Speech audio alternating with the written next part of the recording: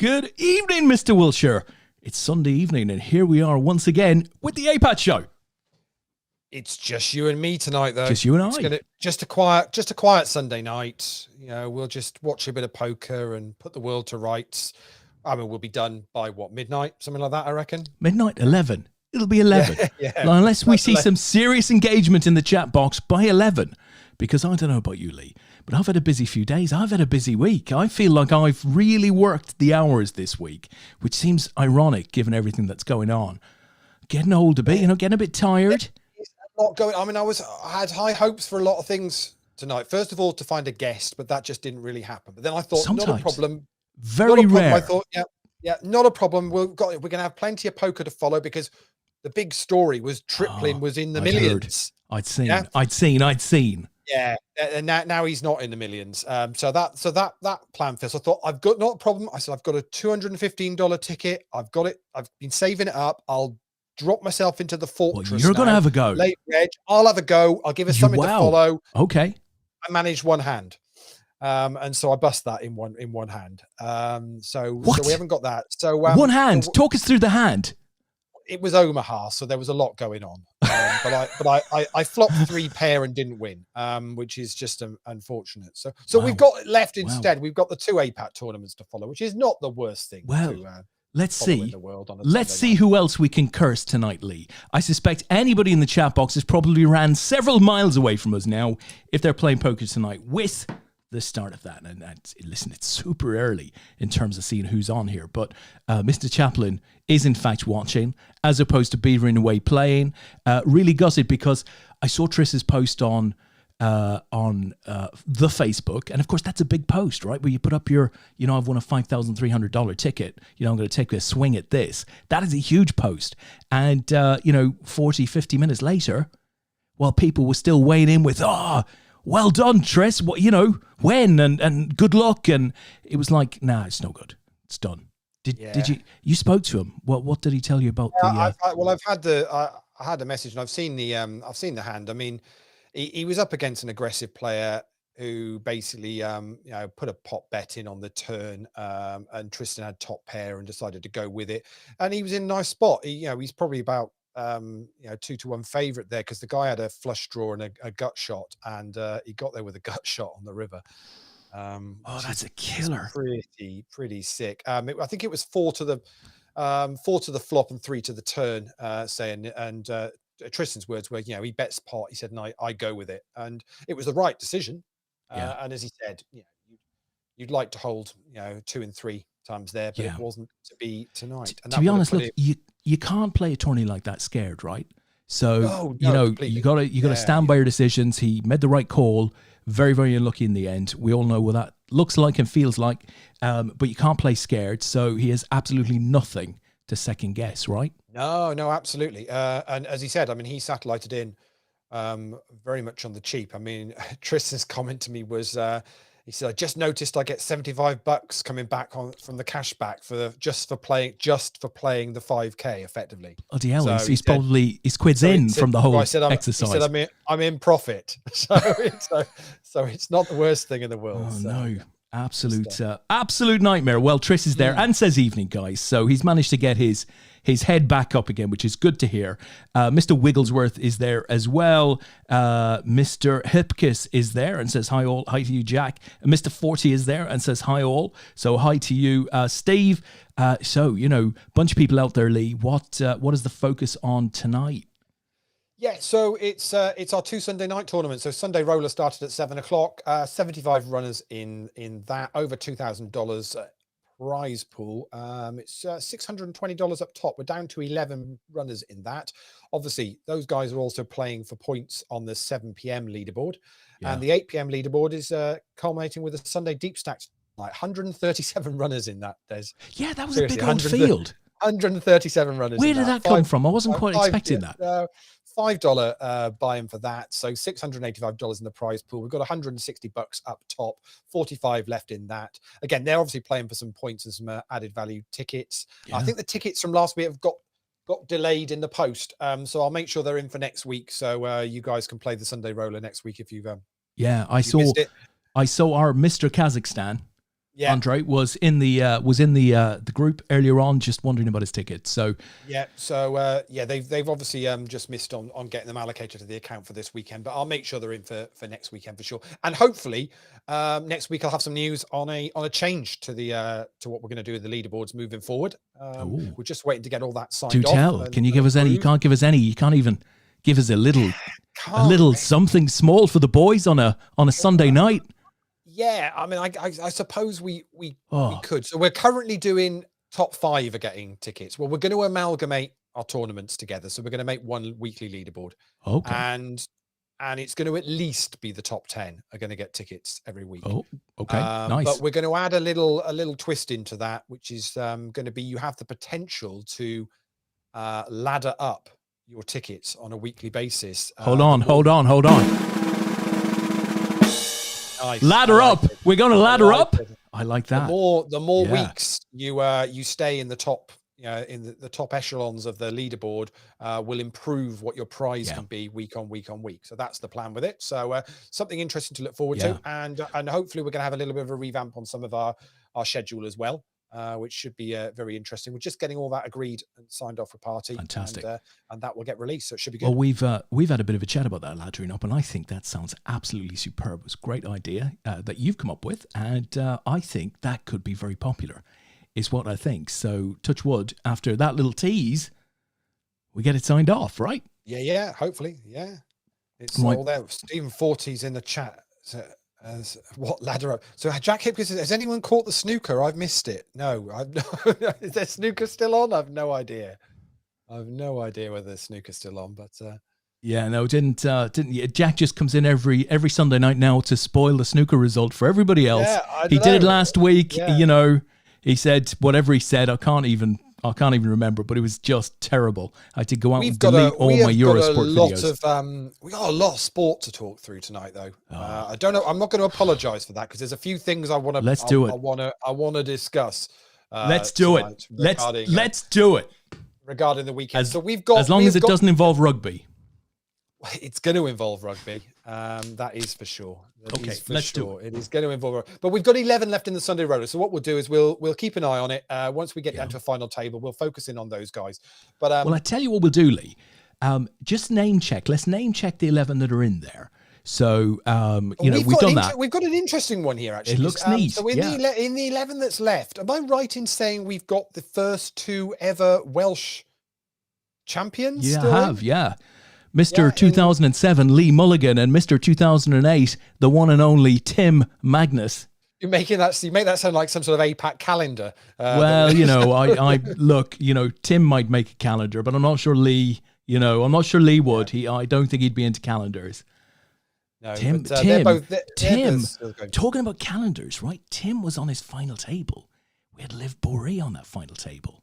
Yeah. Do you remember that? Now, actually, Tim final table this last week, I want to say. Oh, Tim final tables every other week. I mean, he's been prolific in recent times. This year, prolific. Love to get Tim on the show. We should actually see if we can. When do we get Tim on the show? Happen. We'll have to see if we can make that happen. Definitely. Yeah. But so Tim, if you hear us, if you're listening in, can you come on the show sometime? We'll probably have to go through his agent. I'm sure Jeldon's his agent. He's got an agent, Jeldon. So, I couldn't believe Jeldon turned up last week. I mean, he just turned up. He just swooshed in. Yeah, but he swooshed out again. He cashed. Might have been last night in something, if I remember rightly. Let's have a look. Where does this? There's been some good wins. Karen Meads had a great week in the 8:00 games. She won the 6 max on. When would that have been? On the Friday night, and cashed in the PLO last night as well. Well, did I see she was like at second place in the $5 leaderboard? She is. She's just underneath Pete Wigglesworth. I'm not sure that's a good or a bad thing, but Pete's currently leading that, but Karen's in second place. Man, pretty much, I'd like to say nailed on for a ticket this week. Good on you, Karen. Well done. I think so. Be hard push not to win. Lee Mulligan's in the chat box. Of course, he's in the chat box. He says cheeky. He knows what I mean. When Lee and I we're of a certain age, we don't want to be appearing on no calendars. I'm telling you. Definitely not to say this. So let's talk let's talk rugby, but not necessarily what you might think to talk. Did you see the big Twitter blow up after the Wales I did. England game? The commentator, I can't think of her name now. The yeah, Sonia McLaughlin.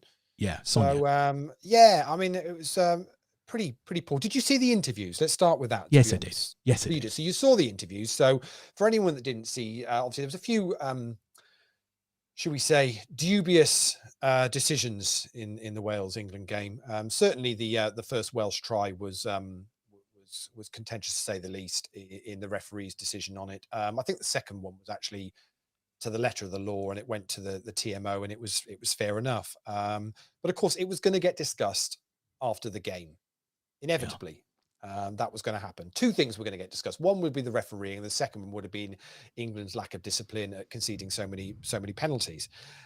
So to be fair to her, she asked the question, and she asked it of Owen Farrell, the England captain. She asked it of Eddie Jones, the England coach, and she asked it of the Welsh captain as well, Alan Wynne-Jones. And all of them pretty much kind of just deflected it away, not really wanted to talk about it. Although Owen Farrell is quite prickly to interview at the best of times. He certainly isn't, he's not one for doing media very well, or has never come across that way anyway. Didn't think he came across as super smart in that interview, I have to say. No, not at all. But then the abuse that she then took on Twitter afterwards. I'm going to read out the tweet that she actually posted. She said, toxic, embarrassing, disgraceful, appalling. Just some of the feedback I've had. Thanks for using the @ sign so it's all hit home. Now imagine getting inundated with abuse for doing your job. In my car crying. Hope you're happy. It's pretty sad, isn't it? It is, but here's the thing. Twitter is full of really, and when I say full, you know, it's a percentage, right? Quite how big the percentage is subjective, and nobody ever knows. It's full of just absolute numbnuts and nut jobs and people who just love throwing, rotten fruit and stuff like that. Now, you shouldn't ever accept it. She doesn't deserve it. There's no way like any sane person would think any of that criticism was deserved. So you'd have to ask yourself, well, why under those circumstances is she feeling teary in her car anyway? Because frankly, it was just a nonsense, the response. I thought, those of, her media colleagues and a lot of people who responded back to her tweet there, if I recall correctly, were saying, actually, that was one of the best, those were some of the best interviews that I've ever seen, because you were being investigative, you were trying to, get to the core of, what was you were basically trying to get them to take down the mask and actually respond back to what they thought occurred in the game, right? So, there was a lot of positivity back to her at the same stage. I see a lot of it on Twitter. And honestly, I don't know, you just have to be able to walk away from it unless you're of the mind that, everybody who opens up a Twitter account should have some form of ID and therefore, can be banned or, there's some sort of proper system in place. I certainly would not want to see anybody feeling upset in their car. But worse than that, a lot of people, commit suicide and do all sorts of things on the back of criticism that they receive on social media. That's the point. It's not the first time recently that we've Karen Carney, right? I was going to say, right? Karen Carney is another perfect example of where, for whatever reason, I don't know whether it's actually just got worse during lockdown. No. Twitter has been a vitriolic place. Whether it's always been like that. Yeah, it's yeah, I mean, it's interesting. The interviews that she did. I mean, she was fishing. I mean, Sonia will admit that she was fishing for looking for one of them to turn around and say, yeah, it was the ref's fault. It was this. It was and the reality of it is none of them are going to do that, because obviously that brings the game into disrepute if they start suggesting that. But she's looking for a headline, right? Of course she is. And on the flip side, if she'd not actually asked those questions, what was there to ask really about the game? I mean, it was well, those were the topics. If you're a viewer, that's what you want to hear about. That's all everybody talked about through the whole match. Commentators, halftime. That's all everybody talked about at various stages in the game. The the refereeing decisions, which were pretty unbelievable refereeing decisions, I have to say, in that game. Well, it was only the one. It was the first, the first try, which just felt, even as a Welshman looking at it, you just felt that doesn't really seem fair and part of the game. Just as we've hit the final table of the Sunday Roller. I tell you, before we talk through this final table, I was watching the game because Sean said to me, we had a little chat about the rugby, and I told her that Ireland were playing today, right? We were playing Scotland today, and she then told me that Ireland had played earlier on Saturday and had beaten Italy. Yeah. And okay, sometimes you get it wrong, right?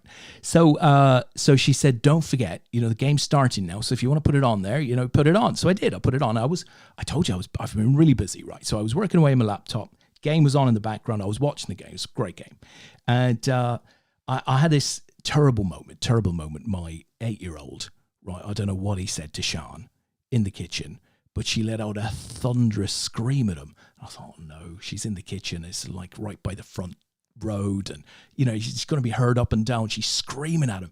She's going to be heard up and down the thing. So I walked out there, because you don't want to walk into that situation too suddenly, right? You walked out there very, very, very slowly to find that in fact she had the iPad on, and she was shouting at the game on the iPad in the kitchen while she was doing something else. I thought, this is unbelievable. She's forever given out to me about shouting at the telly when Liverpool are on. And here she's doing it for Wales. I was proud of her. There was a little tear in my eye. That qualifies for tears. It's still strange with no fans in. I think even more so than the football. Obviously the football still always been strange for a while, but I think when you're talking Six Nations and you've not got fans. I mean, it's a proper fans tournament. Yeah. It really is. And it is a bit of a weird one with these empty stadiums, and I don't know why they don't just kind of, they still seem to be sticking to the same old times for the games and stuff. I thought they could have been a little bit more interesting in the way they went about putting the games on. Rather than, Saturday afternoons. Rugby is massively traditional, right? It's massively old-fashioned and whatever. I think it really is. Although, in fairness, it's probably changed quite a bit over the years. But you must be feeling good now. I mean, that was the big game, right? Just mentally to get through an England game is tough. It's a weird year. I'm still trying to work out how Man United Triple crown in the Premier League. And, we'll come back to that.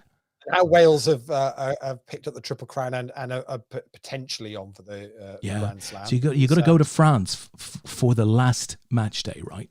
Yeah, but it might not be. This is the difficult thing now. So obviously we've got Italy next, which is okay. Shouldn't be a problem. I think they've lost some like 36 in a row now. I think in the Six Nations.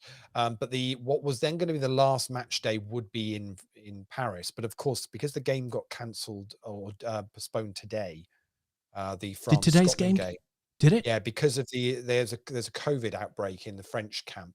Oh. So that game got postponed. So depending on when they fit that back in, means I would hope they will be able to find a way of rearranging it so that final game in Paris could potentially be rearrange it for Auckland or somewhere safer. Exactly. Unless of course Scotland could do us a favour, which would be very nice. And do you know what, they might, because they've played well as well. Yeah, exactly. But as Alan Wynne-Jones said in his post-match interview, he said, we possibly came into that as maybe the third or fourth team out of six, maybe based on the autumn cup games. Seem to have really bonded well though. Yeah. But also we've had a fair share of luck. I mean, obviously a player sent off against you guys, players sent off against Scotland, and the first try, and the ref handed you the game against England. It would have been a penalty anyway. So the difference in points would have been 4 for that first try, because it would, if you hadn't have had the opportunity to take the kick into the corner to score the try, you're putting over a fairly easy 3 points.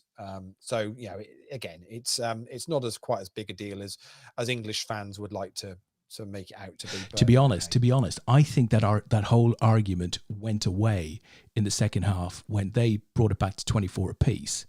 And Wales once again did what they'd done in their 2 previous matches and it's like the height of efficiency.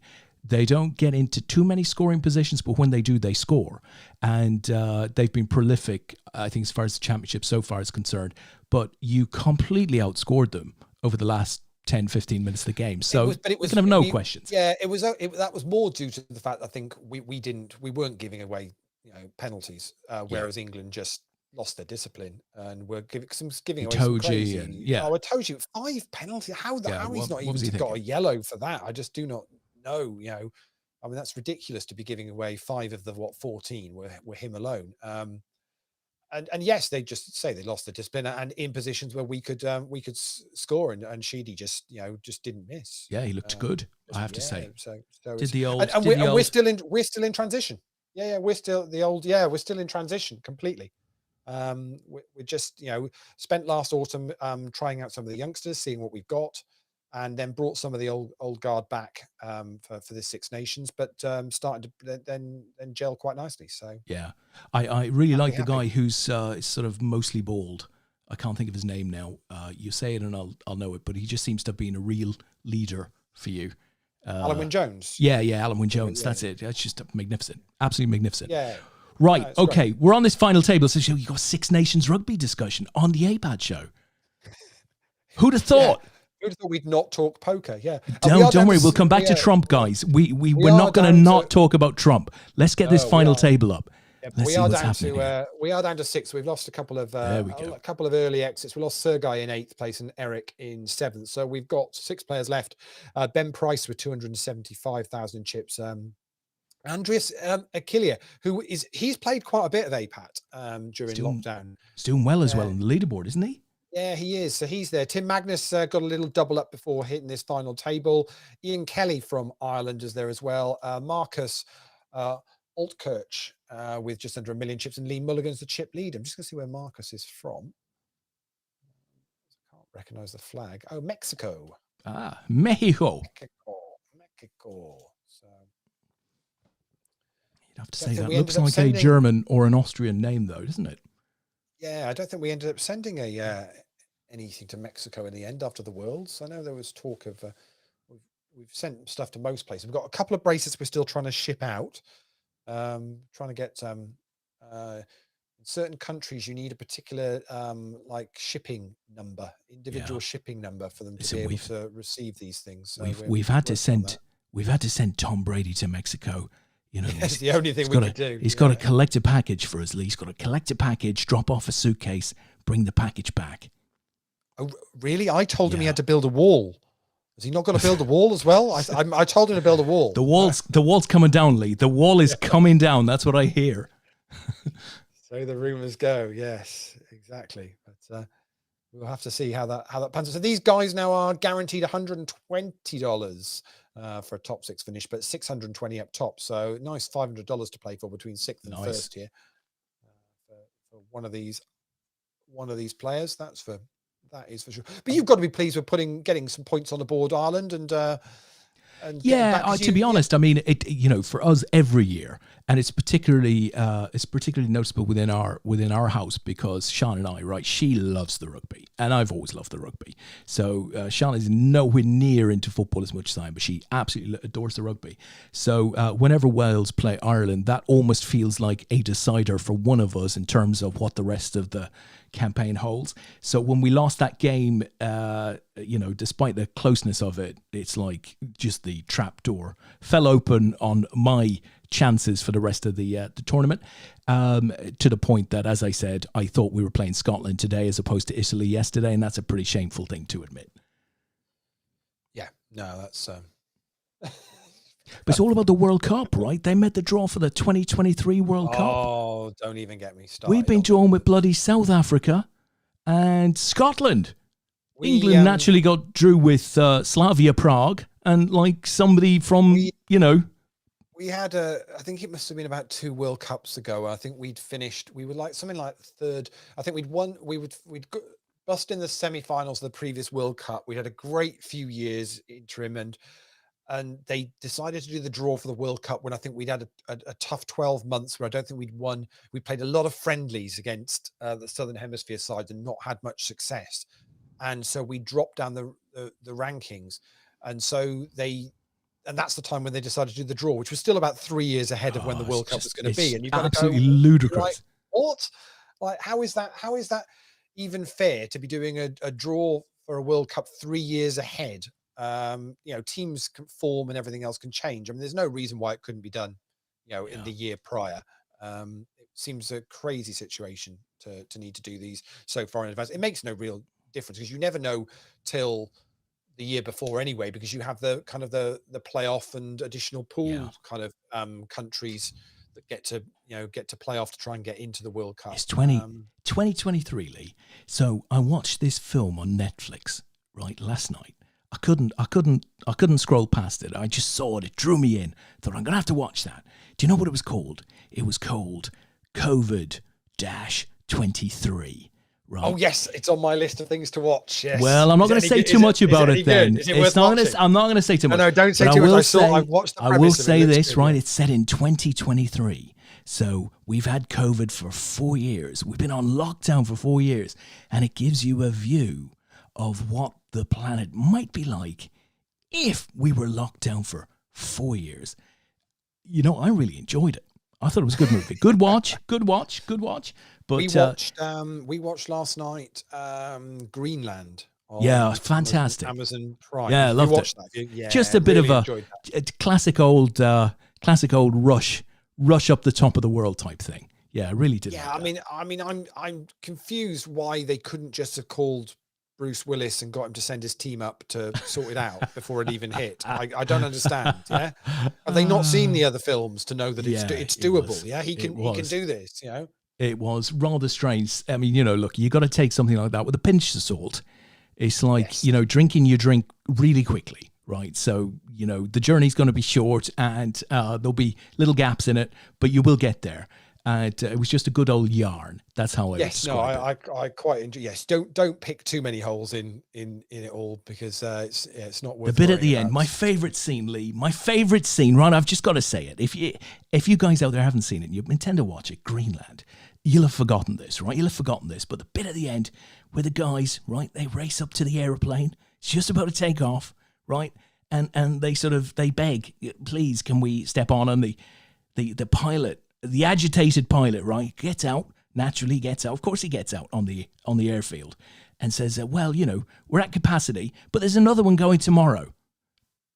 Now, that was a bit sneaky, right? He shouldn't really have said that. And then he says, well, I tell you what, I'll take your kid. No, I'll take your kid and your wife. How about that? No, can you take all 4 of us, please? Okay, but I can't take your luggage. And they all just pile onto the plane, another 4 people. To what was already a packed plane. It looked like an easy jet type operation in there. It was really busy. Very, very strange, to be honest. There was no priority boarding there. There was no James Corden with a little tea trolley. That didn't exist on that flight. No, it was a bit of a peculiar way that it ended. But still, as you say, it was an interesting yarn and well worth checking out. Well worth the price of admission. Well, especially bear in mind that there's actually not a huge amount of new content out at the moment, is there? So I think if you can find anything worth watching at the moment, it's well worth giving. There's a few things on Amazon actually at the moment that we've got on a list. So we have to have the first one to. We definitely have to do a film and TV show. I tell you, we could fill an hour of that. I have no doubt.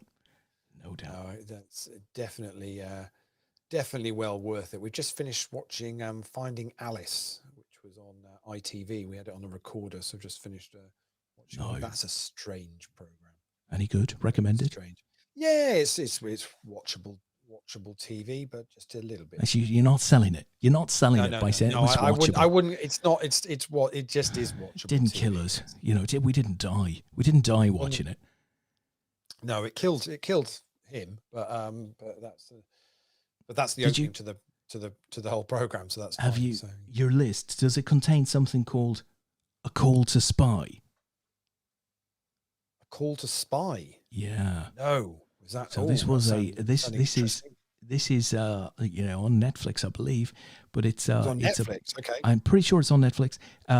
This was about Churchill and his compadres making a huge effort to bring female women into the whole spying thing, back in World War II in France.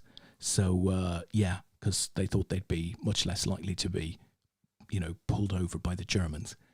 So I got to be honest with you, for lots of reasons, I only got through 10 minutes of that one. That was it. I see there's a new Capone film that's I've seen just the come image. on Netflix. Yeah, so I've seen the image. Haven't looked at anything to do with that yet. Listen, real world stuff, right? This is not fiction. Mr. 40, I started a new job this week. Most of the staff are all over USA, some part of Canada. On an MS Teams call this week, they asked me about USA sports. I said, I like Tom Brady. Most of the people on the call give me grief. I am now writing my book on how to win and make friends, blah, blah, blah, influence. Well, great news on the job, Steve. I hope that goes well, pourvu. But yeah, you pick a sports character and throw them out there. Some people are going to love it, and some people are going to hate you. I think Tom Brady is very Marmite, isn't he? In the for those American football fans. American football. I thought you were talking about APAT Tom Brady. No. Oh well, that's a whole another thing altogether. But because everybody knows APAT Tom Brady, right? Well, yeah, I don't think anyone's got an issue with him. I mean, he's liked by all. I think it's fair to say. Absolutely. But yes, American football, Tom Brady, another thing altogether. So it's I think it is very much either you think he is the GOAT or you think he's overrated, one or the other. Yeah, it's going to be one of my regrets in sport that I never caught the NFL bug. And I remember maybe 10 years ago when it was equally as huge as it is now. I remember actually making an effort to try and learn the rules of the game, and I watched a couple of DVDs on teams and stuff like that, but I just couldn't get into it enough to want to actually watch it, which is a real shame. No, I mean I understand the kind of the basic concept and rules of it, some of the the more technicals, but to be honest, I could say the same about rugby these days. I mean the technicalities in rugby these days have got so ridiculous that I think you've got to be playing it at a reasonable level to actually be able to to be able to spot a lot of what's going on. And I think the same's with American football. The different plays that they make or whatever, you look at it and a lot of it just looks the same sort of thing. But obviously there's a lot of complexity that goes into these things. And I often think that about basketball at times. You think, well, basketball should be fairly straightforward. It's 5-on-5 and that's. But actually, again, the complexities of the plays that they work on, and it's the detail, isn't it? Yeah. Well, that's where the passion comes from in sports. I think it's in understanding the detail, right? Understanding the characters, what they all bring to the party, bit of history. That's where the real passion comes from. It's knowledge. Knowledge is power, and if you don't have it, then it's bloody hard to just put the required effort into seeing enough and learning enough to get you there. But it's a shame because there's lots of people that I know absolutely love NFL. Yeah, and that's why I think you get the it's the level. Some sports you can watch just purely as entertainment, can't you? And it is, you can take it for what it is. You don't need to have a great knowledge of the game to enjoy watching the sport. And there are other sports where, unless you can actually get into it, into the detail of what it's about, it's not the most entertaining of watches in the world. Cricket switches between those things, doesn't it? It's sometimes a 5-day test match is a tough watch, or as this week's proven, a 2-day test match is a tough watch. But then you can go and have a night of watching 2020 or whatever, or the Big Bash or whatever it is now, and that's entertainment for a couple of hours. Yeah. And it's very easy to follow because there's a lot of runs being scored. And they're massively different things, aren't they? Yeah. A test match versus a 2020, for example. I've watched 2020s and I love the 2020 World Cup. I love that short format in cricket, but because I didn't grow up around the game, again, I don't have that level of knowledge and passion to want to watch a test match, for example. Not that Ireland ever played test matches, but nonetheless. Listen, Jack Hipkiss he's just launched a grenade at us. He's launched a grenade. He said, seeing as we're on sport, how about Tiger Woods? I mean, what's happening? What is going on there with Tiger? Shocking, isn't it? I mean, I've not read up on the latest. I saw it when it first happened, but I'm assuming I'm assuming it still is that it's just an accident and No. it's just. A lot more has come out since then. Oh, is it Yeah. right? So, okay. So he was on his phone. Apparently, there was a news leak with regards to some new laddering up promotion at APAT. He was on his phone. He was refreshing, right? Clickbait. Right. He was just refreshing. Turn the corner, bang. Didn't happen. Oh, wow. Okay. Didn't turn the corner. Didn't ladder up, Lee. He didn't ladder up. He laddered down. So it's been proven that he was on his phone. Well, no, to be honest, I made all of that up. Okay, so there's not even a tiniest bit of that which was true. No, all of that was completely made up. The fact that I do it so naturally now is just I feel a sense of pride in my ability to do that now. But one thing that does seem likely is that Tiger's days of winning on a Sunday now might well be behind him at the highest level. By the sounds of it, the surgery that's been required,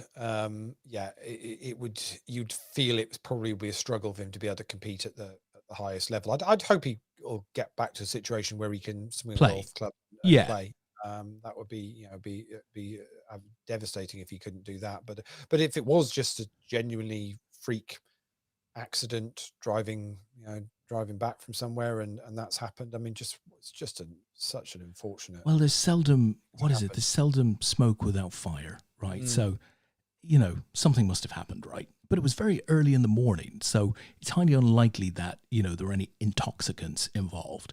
But the chance that he was on his phone, there's got to be some possibility of that sort of thing happening.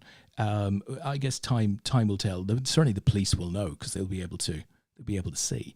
And nothing tends to get hidden these days. Whereas maybe I don't know, 30 years ago, 40 years ago, things could get covered up, and that was that was definitely a thing that could happen. I think in the world we live in now of social media and things like that, even sometimes things could get leaked and they could still get covered up. Nowadays, the minute something gets leaked, it's halfway around the world before you've what's going on. Yeah. Listen, do you remember we discussed about Bruce Springsteen like 2 or 3 weeks ago? So he did this big Jeep commercial, his first ever commercial. Yeah, quite a big thing. Super Bowl halftime, wasn't it? Yeah. 2 days later, he was accused of all sorts of driving under the influence and all that sort of stuff, even though since he got his first driver's license in 1970, he's only had 3 tickets, one for speeding, like a low-level ticket, and 2 others completely inconsequential. So he went to court virtually a couple of days ago, and all of the details came out. He was he stopped in the park. He took some pictures with some fans. One of them gave him a shot of tequila, which he took in full view of the police who were there. Got back on his bike, and the policeman just stopped him, did the breathalyzer and all of that sort of stuff. And his blood alcohol level was at 0.2, and the legal limit is 0.8. So it's at 25% of and yet we've got all of this drama to go through. Yes, because don't miss an opportunity. That's right. So Jeep have had to pull their commercial, all of that sort of stuff. Well, I believe the commercial is back now, but a lot of people speculating that it was like a Trump-orientated police officer who just saw his chance to go and make life a bit uncomfortable for Springsteen for crimes of freedom of speech in the past. Nothing. Yeah, exactly. Now, well, we've just on the Sunday roller, we've just lost Tim Magnus in 6th place. Lucky Tim. Lovely squeeze spot opportunity for Tim with a pair of 9s.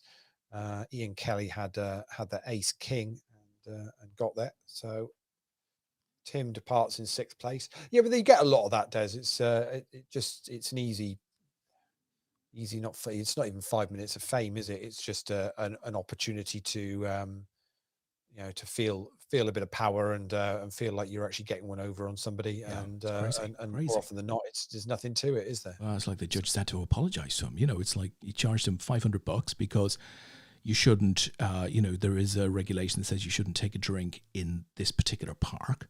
But that regulation only came in 3 years ago, so it's not as if everybody would necessarily know it.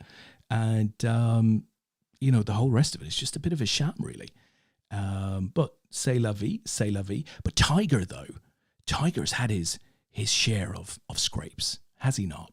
I mean, from sort of crashed cars to wives hitting him with golf clubs and sort of all sorts. He's had all sorts of scrapes.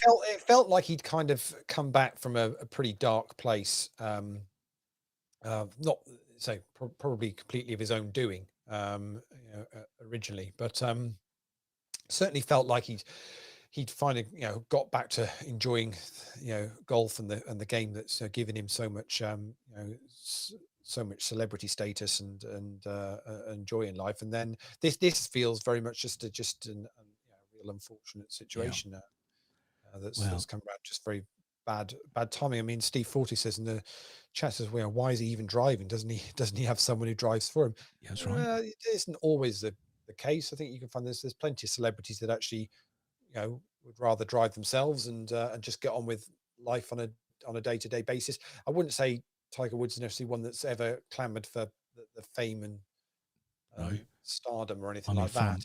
It's just as part and parcel. I mean, would you say at one point he was probably the number one sports star in the world? Oh, without doubt, yeah. Yeah, and at an interesting time too, at a time when computer games and all of that sort of stuff was breaking through.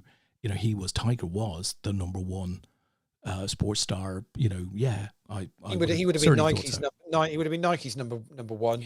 I'd imagine on their roster. Got to be. And then there would have been some big players around at that time. You talk about individual sports and paydays.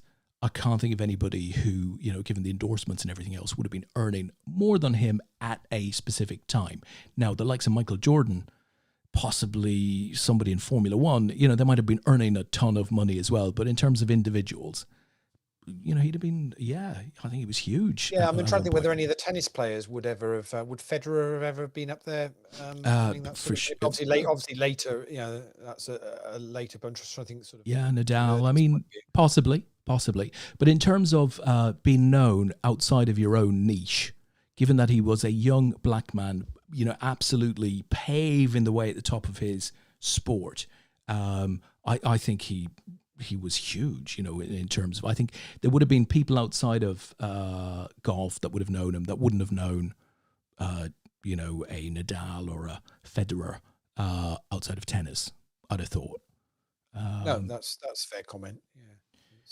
But listen, talking about joy, right? So you did mention bringing joy to a lot of people. Well, I had a bit of joy this evening because the mighty Reds, we scooped all 3 points, and it might have been against a team at the bottom of the league, but it doesn't matter. Proper dodgy refereeing decision for the first one, though, wasn't it? I mean, that ball was clearly over the line. I mean, it was outrageous. No, it wasn't. What are you talking about? Get away. Very, very happy with that because we have, and we're very glad to be in the race, but we seem to be in a race for top 4 now. Glad to be in it. It's a squeeze. It's going to be a squeeze.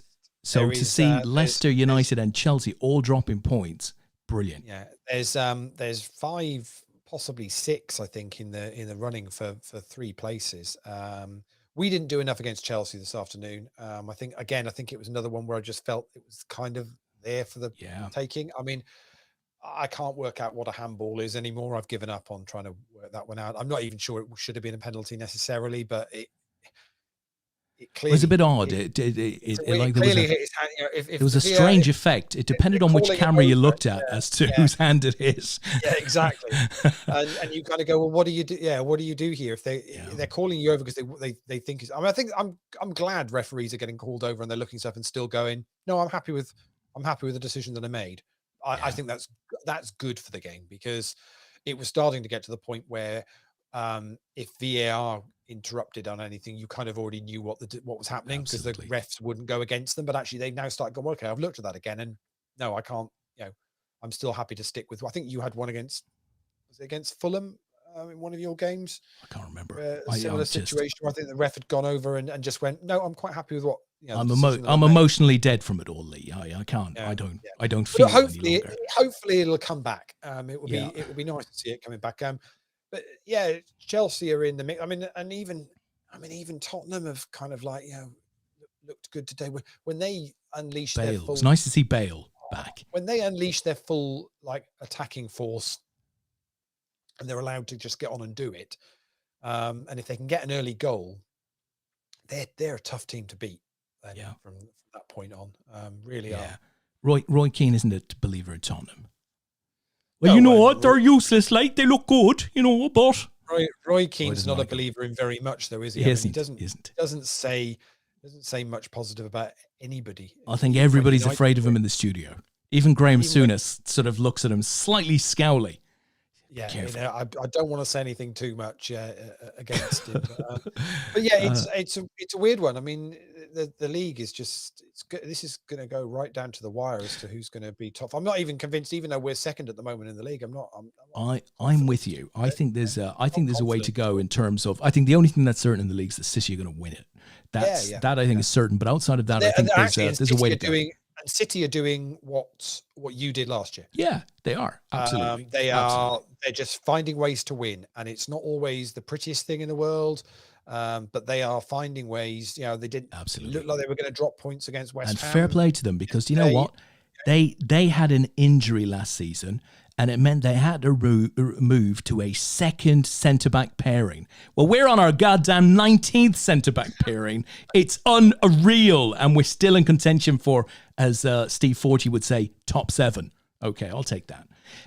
Listen, there are a couple of things. We want to talk about football. We want to talk more about football, but there are a couple of things I've got to cover off here from the chat box. Jack said, right, to close out on Tiger Woods, he said he was the first athlete to make $1 billion, I think. That's interesting. That's a big number. That is a huge number. There can't be many that have done that then. That is a big number, right? Particularly back then, $1 billion. So, wow, that just gives you a sense of the scale. And funnily enough, when I was a young lad and I was taking up golf for the first time at my local course, I think I went round in about $1 billion too. But anyway, moving on. So we mentioned Steve. He's lolling. He lolls several times at Liverpool making the top 4, but actually, I think we might. He really isn't a Liverpool fan. He's not at all. He's been burnt, and that's fine. He's a proper Liverpool, and I don't understand it because I really struggle with kind of people that have dislike for other teams in sport. I've never been a sport gloater. So even if United are doing well, I don't necessarily go and harp on about it anywhere. I'll have a bit of banter maybe with close friends, but that's about it. Me neither. Okay, no, I don't know if you know this, but Liverpool won the league last year. I didn't say a thing. No, but to be perfectly honest, I think I said to you on the show, you were the best team last year and deserved it. And you know what? It's been 30 years, 30 long years for some fans. And I tell you what, I am not. My younger brother's a Liverpool fan. My dad is a secret Liverpool fan, although he'd never admit it because that would be showing any sort of bias towards his children. So, but we all know deep down what it is, and great. I was pleased for you. I was pleased for Scouse. I was pleased for anyone who knows a Liverpool fan. Well, it's not, football fans. Look, I love the passion of it, and to be honest, I'm as passionate as anybody. Right? When the shouting to be done, I'm happy to shout. But at the end of the day, I do feel, outside of the cut and thrust of it all, I'm happy to say City are absolutely the best team this season. They're gonna have a cracking victory. I'm sure they are. I just hope that we can compete with them next season. Right? That's all you'll get from me. But listen, I think the biggest news of all in the chat box, we have one Mr. Theodoros, who clearly has won a medal at the WCAP, and he says, "Hello guys, hope you're fine. I just wanted to ask if you have delivered the medals from all the events." A very good question, Theodoros. I've certainly seen medals and bracelets arrive. I don't know if they've all arrived, to be honest. I'm going to assume your one didn't. Everything should have been sent. So if it's a medal you're waiting for outside of the UK, we were told that they will take up to 10 days. So 10 days would have been about this weekend. So I would suggest if there's any issues and you've not received it in the next couple of days, next week, then just get back in chat and do let us know. Of us, and we'll chase it up. We'll look to chase it up. So interestingly, so Jack posts up saying there's only 7 sports stars that have made a billion. Wow. Apparently, that's an interesting question. And 3 of them are golfers. I've just looked it up as well, so I can see who the 7 are, so we can have a let's do it. This. So $1 billion. I can't even think of anyone else who'd have made $1 billion. So there are, according to this this Jordan website, Jordan is number one. Okay. Apparently $1.9 billion. Okay, that's a lot, Sponduli. I'm going to say this, but I don't believe. So Tiger is number two. Wait, I'm gonna say the two lads clearly there. I'm going to say a name, but I'm not. I can't even believe this. I'm going to say Schumacher. Schumacher is in at number 6. I'm amazed, absolutely amazed. So we've got to have a boxer or two. How about Mayweather? Mayweather is the only boxer. Yeah, wow. 1.1 billion. So that's 4. So you're missing 2 golfers, yeah, and one other. Okay, well let's have a think about the 2 golfers. So Tiger, crikey, I mean golf isn't my strength. There's no way, obviously, any of those guys are in there. Got to be Americans. Bear in mind, I'm assuming Greg Norman. No, not Greg Norman. No, I'm assuming so this must Nicklaus? include this. Yeah, Jack Nicklaus. I was going to say, okay, it's got so endorsements outside of the game, of course. It's got endorsements. Yeah. See, so Nicklaus is one of them. Well, so if not Greg Norman, who would the other be? Arnold Palmer? No. Very good. Very good. Arnold Palmer is 3rd on the list. Yeah. So all you're missing is the final person who is 7th on the list with $1 billion. Okay. Same as Schumacher. Okay. I could give you the sport, but that might give it away. No. Well, I mean, okay, from a football perspective, Leo Messi. Leo Messi? Nope. I'm thinking. Not Messi. Okay, so you're telling me it is football. I think you're telling me it is football. Who else could it be? Couldn't be Maradona. Nope. Pele? No. Beckenbauer? Still playing today. Not Ronaldo. Mm-hmm. Ronaldo, apparently, wow. according to the Forbes it's incredible. list, he's accrued $650 million as a footballer in the last 17 years, and then plus then you add on a few other bits and pieces. That's astonishing. So there's some great names being thrown out in the chat box. So Trish says Lewis Hamilton. So given that he's, I can't imagine Hamilton must be far off that. If Schumacher, yeah, exactly, has got to $1 billion now, then Lewis Hamilton can't be far off. I'm trying to see when this blog was actually written. I mean, it looks a fairly genuine. And another big one here is Kobe Bryant. Yes, you'd have thought. Yeah, you'd have thought he'd be. And who's the guy that's connected with Liverpool?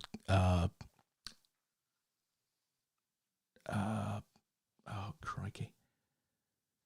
I can't think of the guy's name, but there's a few of them. Phil Mickelson, I wouldn't have thought so. Obviously, isn't on the list, but wow, I'm amazed. I mean, Arnold Palmer. How did Arnold Palmer get on that list? He'd have had a serious amount of endorsements, wouldn't he? As well. I mean, because yeah, obviously prize money would never have been. Yeah, prize money wouldn't have been anything as high. But, I'm going to assume these numbers have been ratioed up or down in some. I mean, it's a blog post because $1 million 50 years ago, had a different value to $1 million today in terms of how big an achievement it was. Let's have a look. So it was I mean, it looks like it's a sporting rich list that was done by Forbes magazine. So Trish is saying LeBron James. That's the guy who's got a little piece of Liverpool. I would have thought he would have been, near that list.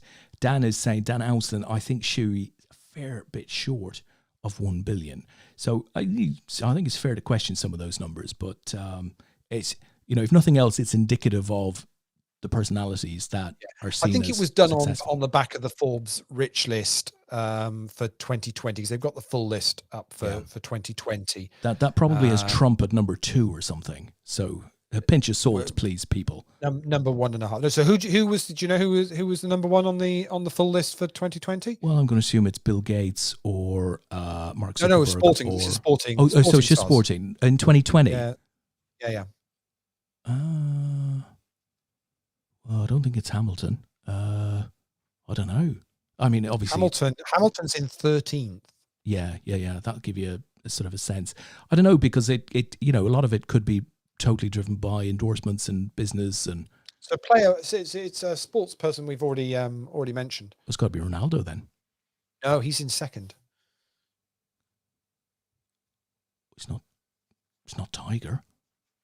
No, definitely not Mayweather. It's obviously not Palmer. It's not. Well, I mean, I have no idea what the likes of Nicklaus is making per annum from his endeavors. Roger Federer was the Really? was the top number one for 2020. Ronaldo in second. Messi was third. Then another footballer, fourth, Neymar. Then you got three basketball players in a row actually. LeBron James, Steph Curry, and Kevin Durant, and then Tiger Woods was eighth for 2020. And then people that I don't necessarily recognise. Kirk Cousins, who I'm thinking might be baseball. Quite possibly, don't know. Quite possibly. Carson Wentz is NFL. I wouldn't have thought he was the highest earning NFL player, but looks like he is, Carson Wentz. And then Tyson Fury in at 11th. So, really? Wow. Yeah. He's done well for himself, hasn't he? Yeah, hasn't he just? I mean, Jesus, I don't know what he's earned. He earned into here we go. I can click in it and have a look. There we go. So in 2020 he earned $57 million. 50 million from what they call salaries stroke winnings, and then 7 million from endorsements. Wow. Which is phenomenal, isn't it? Let's see what Federer earned. Because tennis has been bizarre. Because wow. Okay. Yeah, but so I mean, Federer's earnings for last year was 106.3 million. Okay.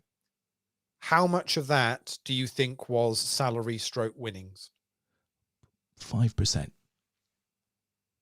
Very good effort. Very good effort. 6.3 million. The other 100 million was endorsements. It's nice work if you can get it. Yeah. Isn't it just? Do you know what people are eating during lockdown? What, in general? Seriously? No. You know, what foods, one type in particular that they've just been unable to keep up with demand. Oh, really? According to the article that I read today, which, to be honest, again, pinch of salt, cereal. Oh, right. Yes, I heard about this. Sort of makes sense. Yeah. Sort of makes sense. People are just sitting there eating their cereal. You just, it's all day thing, isn't it? You can just, just get on with it. Yeah. Ronaldo in second, who earned 105 million last year, 60 million salary winnings, 45 million endorsements. So that's kind of that's the sort of right way, isn't it? And I'd imagine Messi and Neymar would be a similar. I'll tell you, I have a competition for you, Lee. Right, that was interesting. I've got a competition for you. I reckon we should get every guest that comes on the show in the future to do this, okay? So I'm going to test this on you first. Are you up for it? Go on then. Okay, so I've got a football ground. And I'm going to show you this. You own it? No. I'm going to show you this football ground. I've got a little video of a football ground. I'm going to show you this football ground. I need you to tell me, as quick as you possibly can, what the ground is. But you get one bullet. If you fire inaccurately and miss, you don't win, right? So I want your time. Right, so we're going to do this. Okay, we're going to do this. So let me, I'm going to need to put this full screen, right? Okay, here we go. Let me take off that. Your time, Mr. Wiltshire, starts now. Name the ground. 1! All right. Come on! Yeah!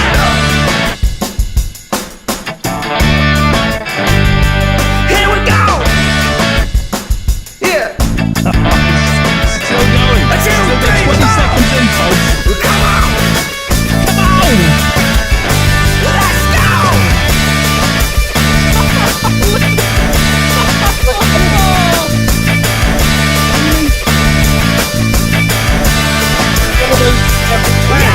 Hold on.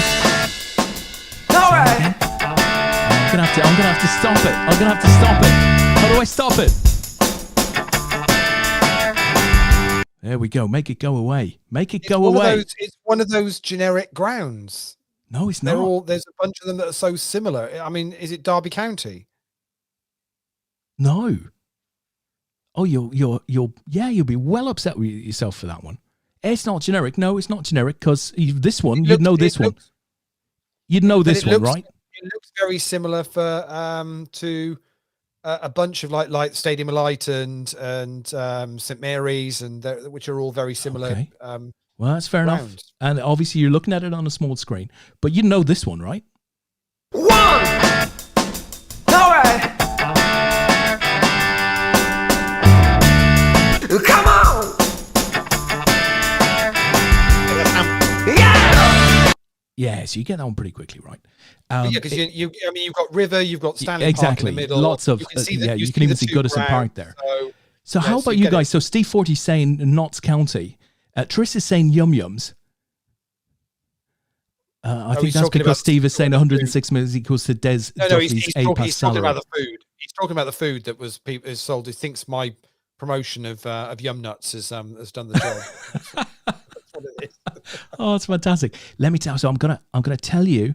I'm going to tell you where it is. Then I'm going to play it again, right? But I'll only play the first 15 seconds, so you should be able to see it or not. So it is in fact. It again. You want to have another go? Okay. Is it blue? Is it blue stadium? Is it blue? Well, seats. Yeah, I can't. I'm going to play it again. Right, take your time. Don't worry about the rush now. We're going to play 15 seconds of it. If you don't know it in 15 seconds, you probably won't know it. So let me. There are clues around there. There are clues around there, are there? Let me see if I can turn off. I tell you what, I'm going to turn off the music because that's driving me nuts. I can't hear you. So I've done that. Right, here it comes. We'll go full screen. There's nothing there to. Oh, it's a stadium. It's a great big stadium, Lee. Well, I can see it's a great big stadium, but there's nothing else of any note around it. Well, there's no scorch marks. Oh, that's bad. Is it? That is really bad.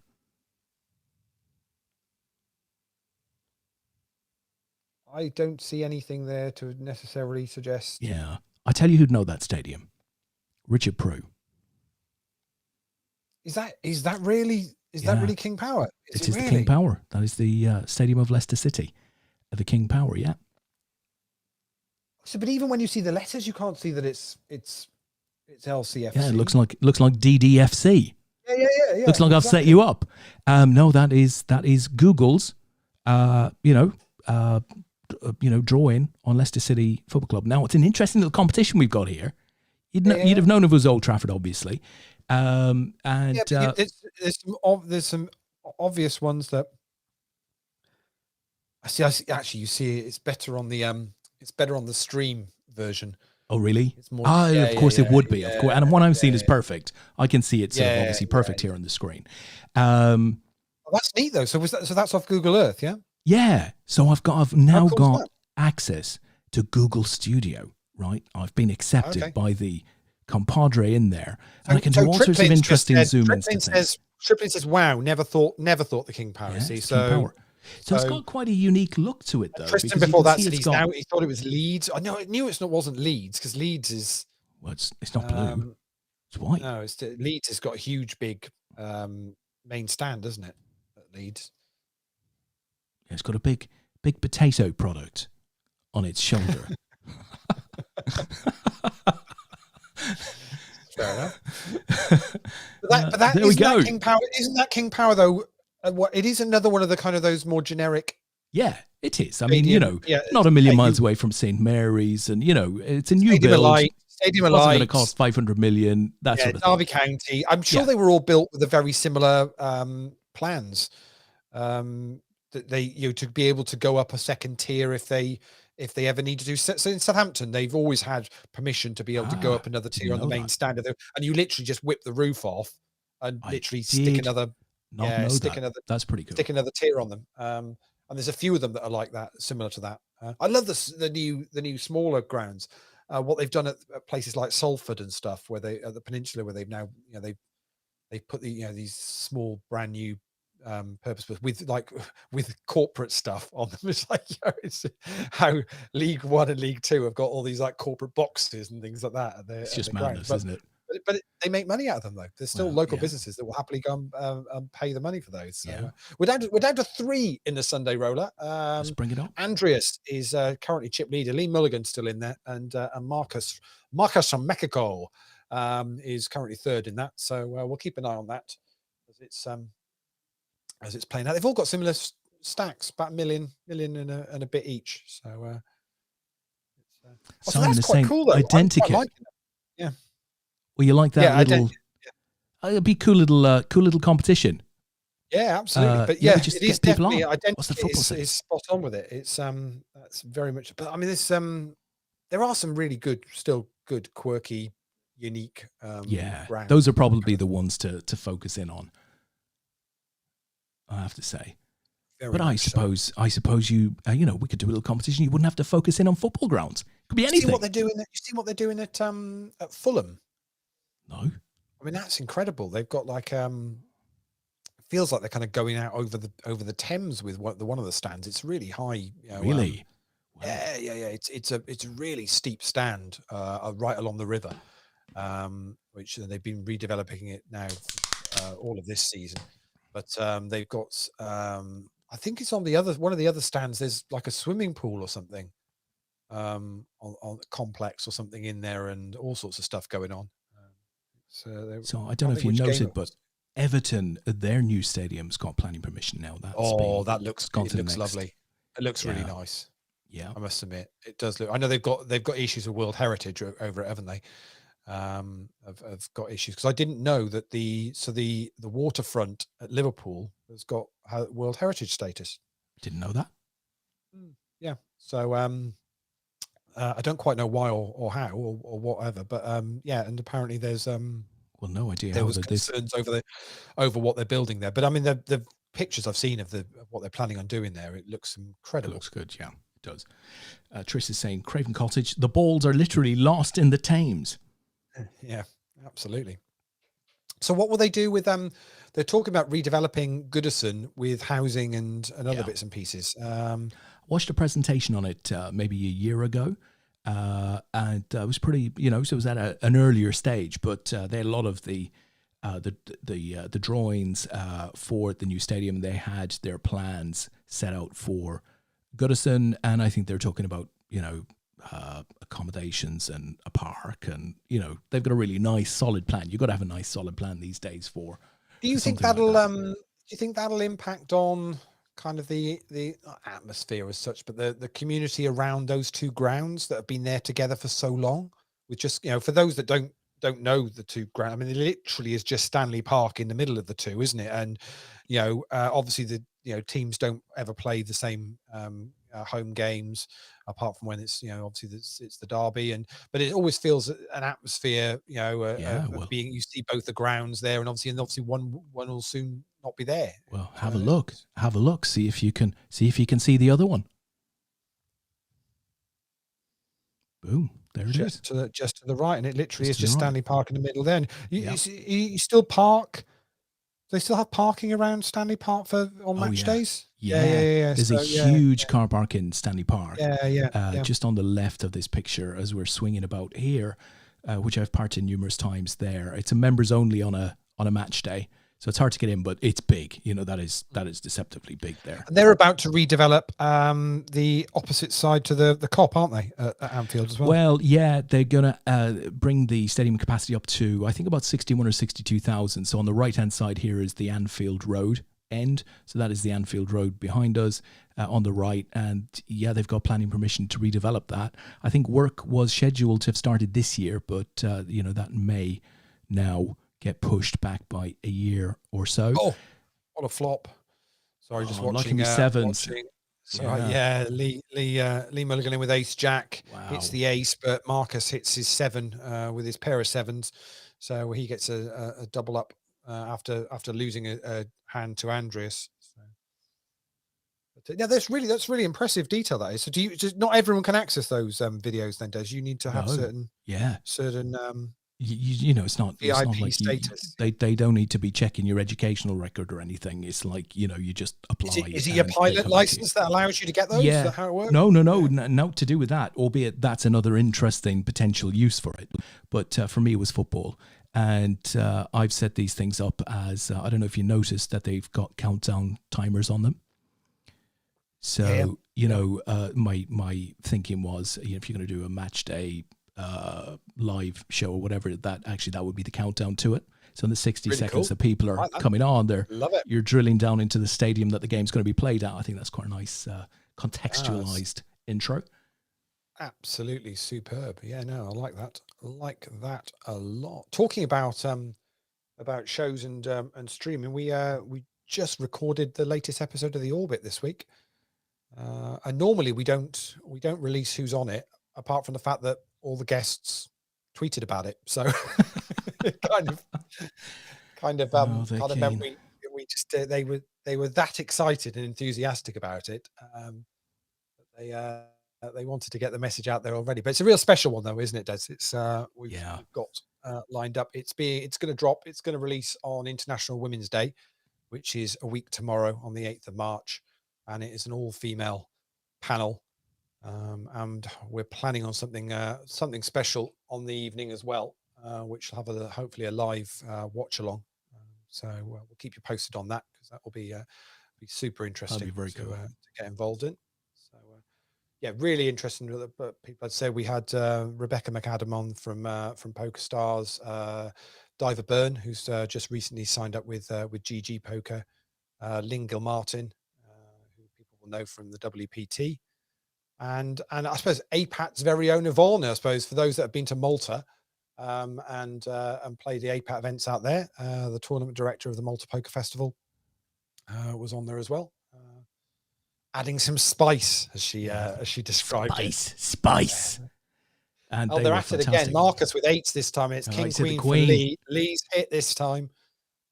Oh dear, oh dear! What a river card for Marcus. That's twice he's now hit a set. When in a flip with Lee. That leaves Lee on about 4 big blinds now. That's pretty harsh, isn't it? Wow.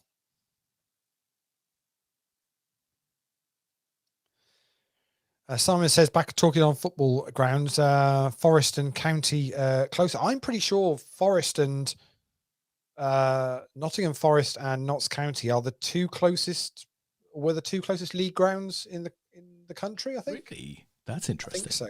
Yeah, I'm pretty sure that's a pub quiz question I've done at some point. Yeah, I'm pretty sure. Although Notts County technically were out of the league at one point, weren't they? But I'm not sure whether they're back in now or where they are. But certainly, yes, it was a point where they were the closest 2 league grounds. So Lee's in to win this race, and he's ahead. Although there's options for Marcus. That is brutal. Holy Jesus. That is brutal. You know what I was talking about before we came on the show, Des? Yeah. Brutal. Lee, you're gonna have to stick to calendars, my friend. I'm really gutted for you there. Unlucky, very unlucky. Dear. Last 3 hands. Wow. Runner for the straight. That is, it's pretty shocking stuff. Stephen 40 says, did we get VCM? No, we didn't. We didn't get Vicky on in the end, but an absolutely superb panel who spoke so passionately about the game and women in poker and women in general. Actually, it was a really, really interesting show to record, and looking forward to putting it together at the moment, ready for it dropping next week. So. Particularly given the risks involved in having the show planned by 3 men. Yeah. We're quite lucky to get through it alive, I have to say. Yeah, I mean, to be perfectly honest, I did say to Robbie that was my biggest fear was, as much as it's great getting an all-female panel together, you do kind of have that concern of, are we coming at this from the right angle? Are we, covering everything off? But we did run it past a few people to say, what would you want to talk about, or what would you like to ask? And actually, we found out that a number of the responses we got were what we already had planned. So we knew we pretty much had it had it in a good place. And obviously, it always helps when you book good guests that bring personality and opinions to the show. I think this is sixes against a jack. There's a jack. It's going to be a double up for Andres. And, wow, that's 2 or 3 double ups now. So he's back to Marcus is still got a 3-1 chip lead here. Payouts, second place is $424 and it's $620 up top. So yeah, the difference is still a couple of $100 here, isn't it? So very much worth fighting it out for. And Andrews has got enough chips there now with blinds at 20,000, 40,000. You know, he's not needing to just shove it all in. He's still got a little bit of play. Triss is saying, I can't wait to see Lee on Only Connect. What the hell is Only Connect, Lee? We've spoken about Only Connect. Have we? Come on now. Yeah, I have no idea. There's so many things, Lee. The toughest quiz show on the UK TV. Monday night on BBC Two, with the best quiz host around, Victoria Corin Mitchell. I see. So does that. I think you ought to give David a bump then and get Vicky onto Quiz-A-Lot. Yes. The Quiz Factory, just get her straight in there. Sorry, Dave, we've had to let you go. Rammed at the Quiz Factory on Friday night. Goodness me. It's ridiculous. I think what kicked it off is, so the week before, Phil Coles turned up the week before with his wife, Claire, and they smashed it. They won the quiz. Did you get ID on the door? So, yeah. Make sure he's paid his annual dues and everything? So, but they meant that the crowds just, I mean, they weren't on the Zoom call. I couldn't, there wasn't enough room to get everybody on the one screen. No. Really? So we were having to flick, so we're having to flick between, we were kind of going, who's won this round, and we're having to flick through between to find out who it was. But they got beaten this time, races. Phil said, the rounds didn't fall for us this week. He said it was a tough one. So I'd love to come on. Can you provide the questions in advance?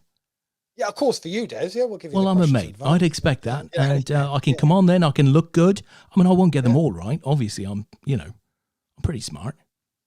Marcus just needs his ace to hold here. Wow, and it's going to, boom, and that's going to be that. So Marcus Alkirch is going to take the win there, picking up $620, and Andres will have to settle for second place, $424. But we've seen Andres quite a bit playing APAT events in the past months, and he's a decent enough player. And Lee Mulligan finishes in third. So well done to you guys. We'll switch over to the Sunday Deep Stack, because that's now down to 13 players. Let's see if we can get that up. See if we can bring that up. And but yeah, Phil was very, very, very impressed with his first. Although the week Phil won, he actually got the physics question wrong, and I believe they either both did physics A level or physics teachers. No. And the one question they got wrong was a physics question. So,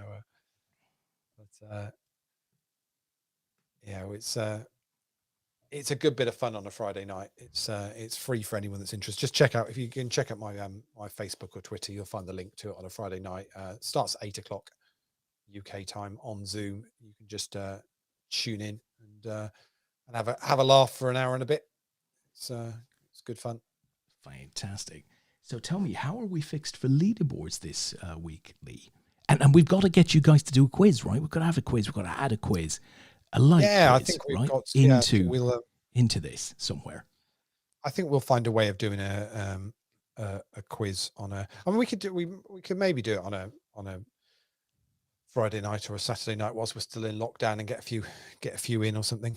Sunday probably isn't the best night to do a quiz, I'd guess, but we will see. So yeah, I've got the points to add from the 7 p.m. tonight, but Andres, who's just finished second in that, was already third on the leaderboard. So I'm pretty sure he will have, not pretty sure, I know for certain he will have locked himself up a ticket for next week as well. I think Matthew Sayers is probably still safe for a ticket, and I think Gary Lippman's probably still going to be picking himself up a ticket as well this week. A few others that are just going to miss out: Dwayne Porter and Shirley Cole picked up some points this week in the 7 p.m. games. As for tonight's 8 p.m. game, Pete Wigglesworth was top of that leaderboard, Karen Mead in second, and Kevin O'Donnell in third. I'd like to think all three of those are probably safe for a ticket. it could well be the winner from tonight might actually just squeeze in to the top 5 as well. Okay, good stuff. So we'll see how that plays out now as we're down to 12, and a few regular names in there. Brian Frew still going strong. Martin Hadfield, Govin Varadin, who joined up with APAT during lockdown, still going strong there. So we'll keep an eye on this now and see how it. And I see Lee's just replying to. Just replying to Tristan saying standard Sunday, said just saw your 5K, mate. Yeah, so nice run. Okay, I'm not going to cry too much. No, exactly. Definitely not. Oh, I tell you what, if you want to remember a good Sunday bad beat, Jamie O'Connor. Are you there, Boz? Boz, can you hear us? Yeah. Who'll ever remember our time with Jamie? We are so getting him back on the show at some point, though, because he is talking about poker and his knowledge in the game was good, just incredible, and we'd love to get him back on to be able to talk some more to members. He's had such a decent run though, just regularly scoring decent cashes on a Sunday night. We will try and find a time to get him back on. I saw in the millions that that Tristan was playing. I think Adam Snee was playing in that this time round as well. He of WCOP fame. Not sure whether he's still in or not, but they're down to. They seem to fly through the numbers quite quick. They still got late reg is closed in that now, so I'm not sure. Can you remember how many they how much they took in the first one last week that happened? I can't. No. In terms of total prize money. Yeah. Oh no. Because they've only done. I say only. They've done 2.465 million this tonight, which is under the half. Half of what they needed. So I don't know whether they actually how much they did the previous week as to whether they've already got there with the 5 million guarantee or not. Not quite sure.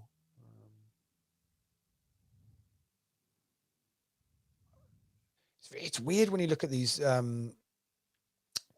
runners in these big millions events. Is you'd like to think that you'd see some some amateur rec players satelliting in and having decent runs, but it always just seems to be the same names. I see 30-second chips at the moment tonight is Adam Owen, who we've had on the show. Roberto Romanello's 24th in chips. David Coleman is 21st in chips. Or no. That's where it came from, Lee. That's where it came from. My infamous 1-0 came from David Coleman. Tom Middleton. Yeah, Tom Middleton's got chips. Patrick Leonard's got chips. Oh. Yeah, it's just kind of like, it does feel very much like... it's like Friday night outside the disco. Everybody's got chips. Right, we know them all.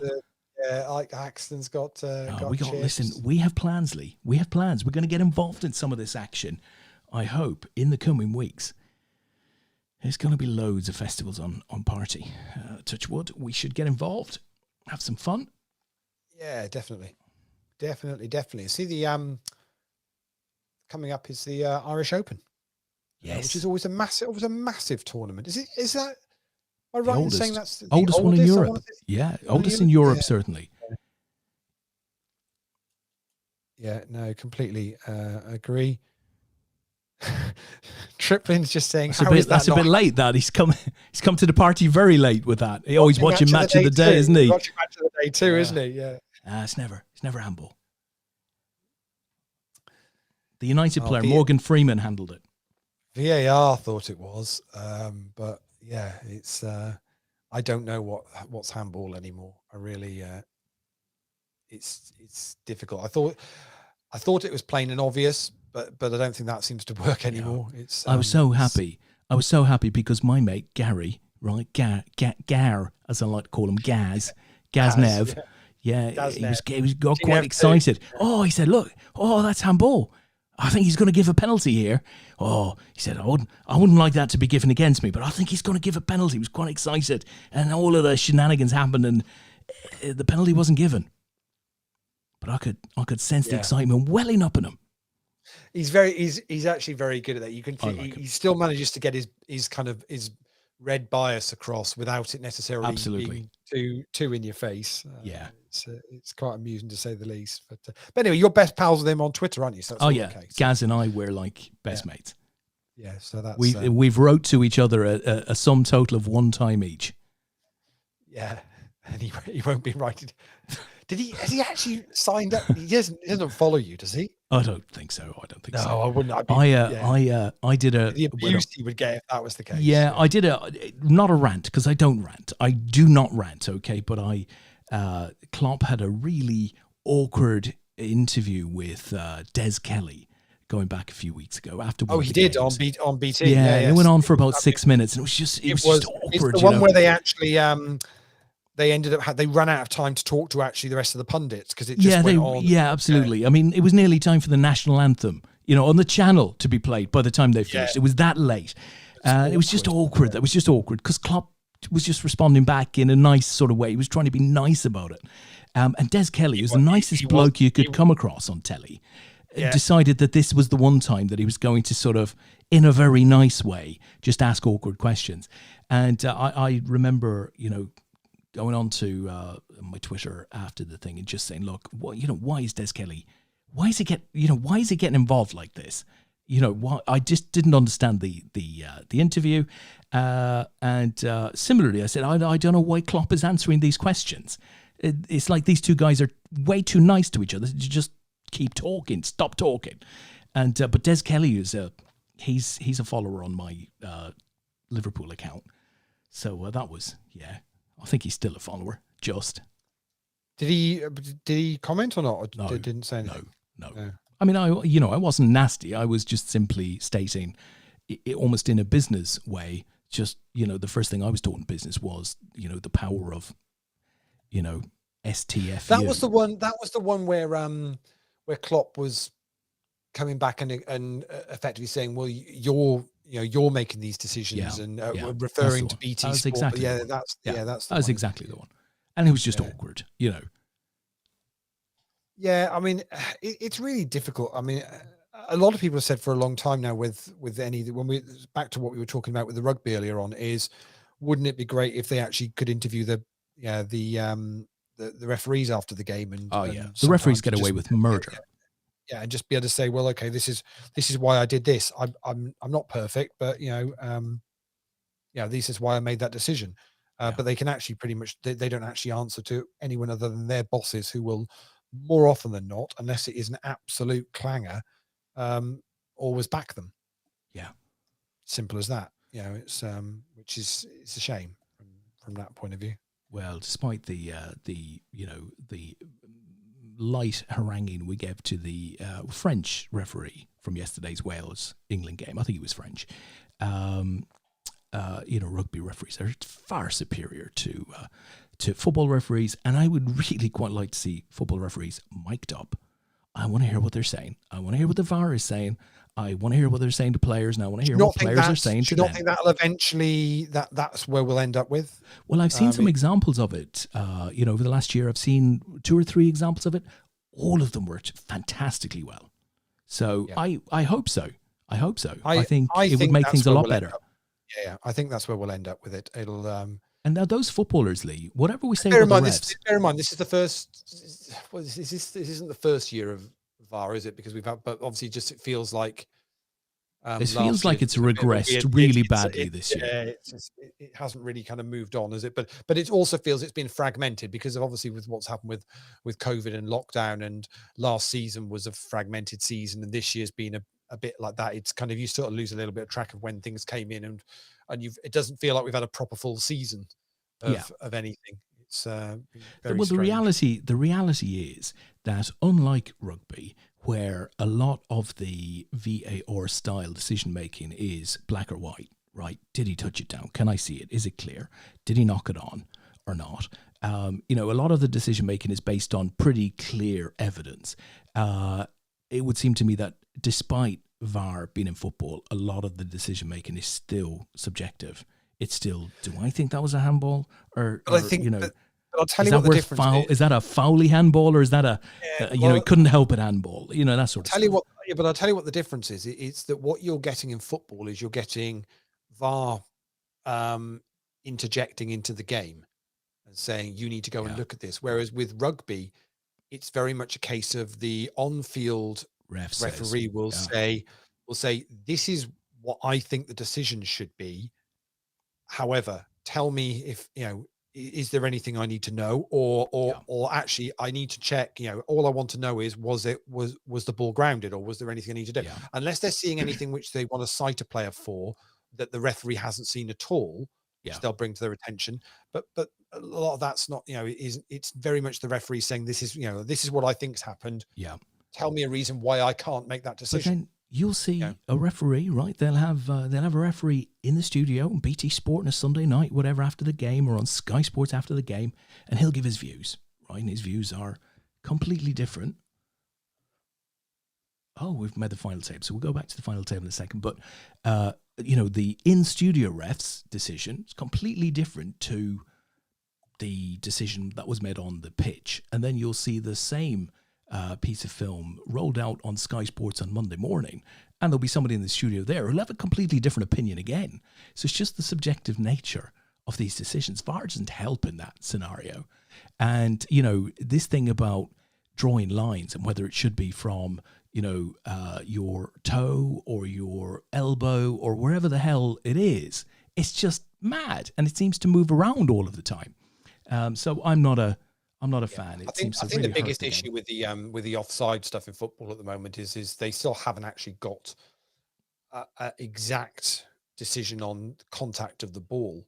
So it's not so much where the player is when the ball's being played, because at the end of the day, you get those lines and there's a sort of consistency in that, right, this is where it's going to be. But actually, it's at what point is that ball kicked forward? So is the ball played forward? Yeah. Well, what is, you know, the ball can be in contact with the player's boot for a number of milliseconds. Well, which bit of that? Yeah, which bit of that is the ball moving forward? Yeah. You know, is it when Absolutely. when it releases? You know, there it stops the contact, or is it on the first contact, or, you know, which one is it? Yeah. And that's where I think the inconsistency lies, as Stuart Baker gets there. Didn't he just? With the diamonds. It was a straight flip. So an ace or a jack would have been good as well, but gets there with the diamonds, and knocks out David Clark in 8th place. And we are very quickly down to 7 on this final table. Well, Simon Lawler is saying players would have to stop swearing. Indeed, they would. I think it. You know, I think whatever about our criticism of refs, and I think it's right to criticize some of their decision making, and some of them just you want to criticize just based on looking at them running up and down a football pitch, which is probably unfair. But I think you know, footballers are prima donnas of the worst kind, some of them. So I think to hear them on Mike speaking to refs, I think would be a great thing. Yeah, so that's one of the things that I've you know, not enjoyed with the empty stadiums is quite everything that gets picked. It feels like they're apologising pretty much every game for any profanities, foul language. And surely by now players should have been told, look, you know, mics are pretty much picking up everything that, well, they always have picked up pretty much everything you're saying, but they really are picking up everything you're saying. So you just got to cut it out. Yeah. You know, it's a wildly emotional game, though. You had a bit of it. You had a bit of it in rugby yesterday as well. So it's, you know, it isn't just footballers that do that. But yeah, I just think you've got to be a bit more of a kind of a role model and be aware that there's no need for it.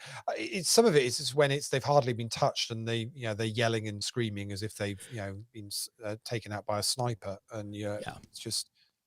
Well, the reality is, whatever you think about profanity, a lot of these games have been played at during the daytime hours, and of course the games have been watched by kids, so we shouldn't be allowed. So it's what you've got a couple of options, haven't you? Either they've got to turn down the effect mics around the stadium, and say, well, actually, we're not going to have those on, or players need to take responsibility a little bit more. And it's doable.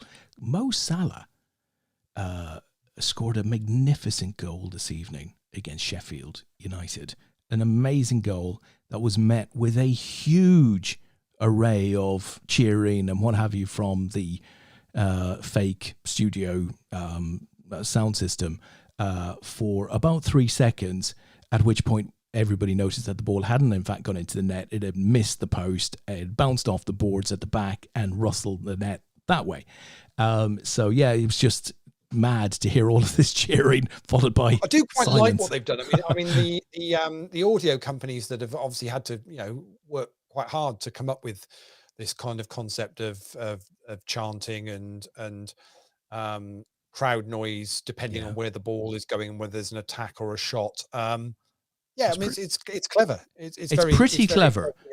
It's quite fake, but it's pretty clever. I mean, I recognise many Liverpool songs and clips. I will always, if I've got an opportunity, will have the crowd noise on, if I can. Really? I'll turn it off if I can.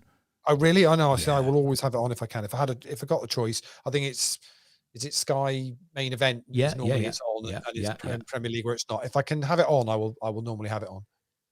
Otherwise I just feel like you're listening to a reserve game. It's just there's just kind of nothing there. So if I had a choice, I will. So occasionally I get you get the absolute gemstone of a Frank Lampard turning to Jurgen Klopp on the sideline saying, "You still giving it a big un?" Yes, fantastic. Oh, hello. Well, Aces against jacks. Oh, there's a jack on the board. Wow. Chip leader is adding to his stack. Wow. Matthew Kroger. Unlucky sonnet. Up to 6.6 million. That's pretty much half the chips in play. And we are six-handed. That is impressive. Do you think Big Frank will be back in work soon enough? Well, there was talk about him maybe, being of interest to Celtic, which would be interesting, Frankie against Stevie G in Glasgow. But, the reality is he's not massively experienced and hasn't particularly shone, I think. No, I mean, he didn't really do a huge amount at Derby, did he?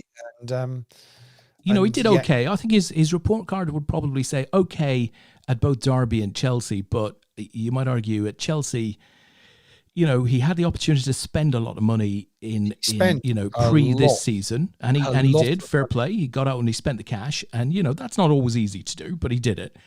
He didn't get a lot out of what do they say? He didn't get a tune out of his squad in comparison with Mr. Tuchel seems to be doing at the moment. Seems to have been performing at a higher level, the team under him. So he might find it challenging enough.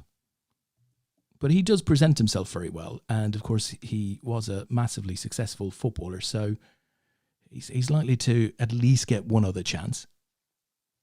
Yeah, it'd be interesting to see how it works out for him. And obviously that Derby have gone down the same route again. And after a quick interim manager after Frank, and have now gone down the Rooney route.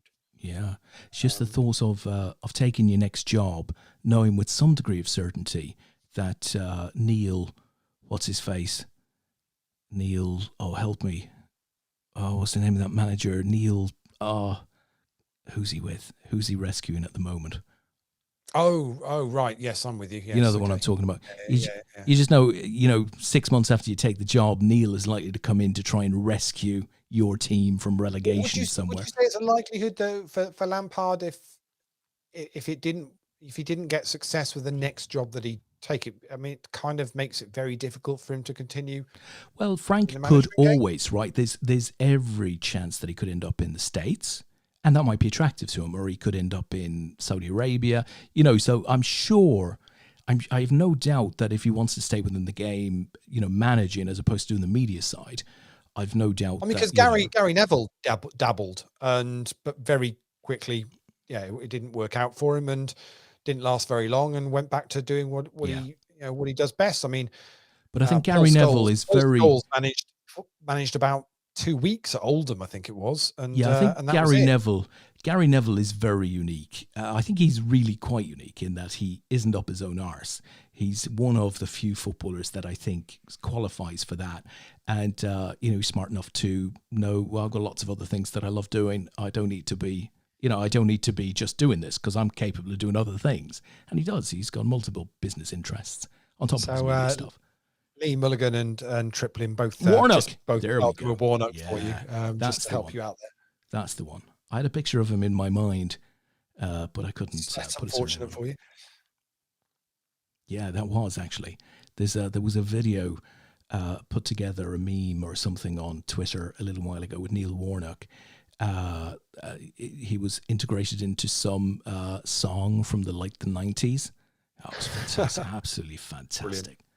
Well, Tristan says, funny thing is, he thinks Neville could be a good manager. Probably could, yeah, probably could. Yeah, quite possibly. I think it's interesting. I don't know how many of you have watched the Salford documentaries with the class of '92 buying into that club, and what I find amazing with that is their expectation levels of what players are going to be like and managers are going to be like and coaches are going to be like, because obviously they played at such a high level, winning so much for so long.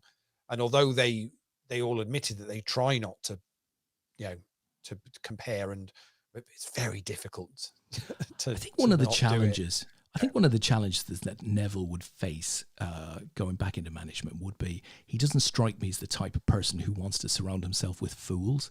And I think you're as likely to be surrounded by a chairman or a sporting director, who haven't a clue in today's football world as you are anything else. And, do you really want to be in that position as a manager? He strikes me as control. He likes to control his destiny, I think. Yeah, a player we spoke about earlier on, Roy Keane. I think Roy Keane is a similar. Do me a favour. In that, he's got no time for fools, and the times he's been in management, again, I think he struggles with being able to understand why the players weren't giving everything that he would have given on the pitch, and do what he did, and genuinely struggled with finding a balance to that okay, it's a different level and it's a different time, and hence just never really happened at him. I think there's a little glorification of Keane in that statement, which I think Keane himself is, he would be happy to hear you say that, but I think he's also a pretty unpalatable individual, Roy Keane. I don't think he has all of the answers. I think he was a magnificent footballer, an incredible leader, but as a leader of a business or being, he doesn't have all of those qualities. No, that's the point, is that you can be an amazing captain and an amazing footballer, but that doesn't mean that you can be an amazing manager. It doesn't necessarily work for you, and being able to lead a team on a pitch is different to being able to lead a team from the touchline. Completely. And that's why you can see some managers that are never really serious players, but they can go into management and and we're seeing more and more of that now. You're seeing much younger managers, some people that are starting their management career in their late 20s and early 30s that maybe had a little bit of football experience, but not a huge amount. Watching Matthew Kroger here, going to double up Gerald. Understandable call with Matthew's chip stack, to be honest. I mean, he's got all three of these guys exactly where he wants them now, isn't he? I think Julian Nagelsmann is a really good example of that. Yes, perfect example. Absolutely, at Leipzig, right? Absolutely fantastic manager, very young, younger than some players at clubs he's playing against, but very impressive.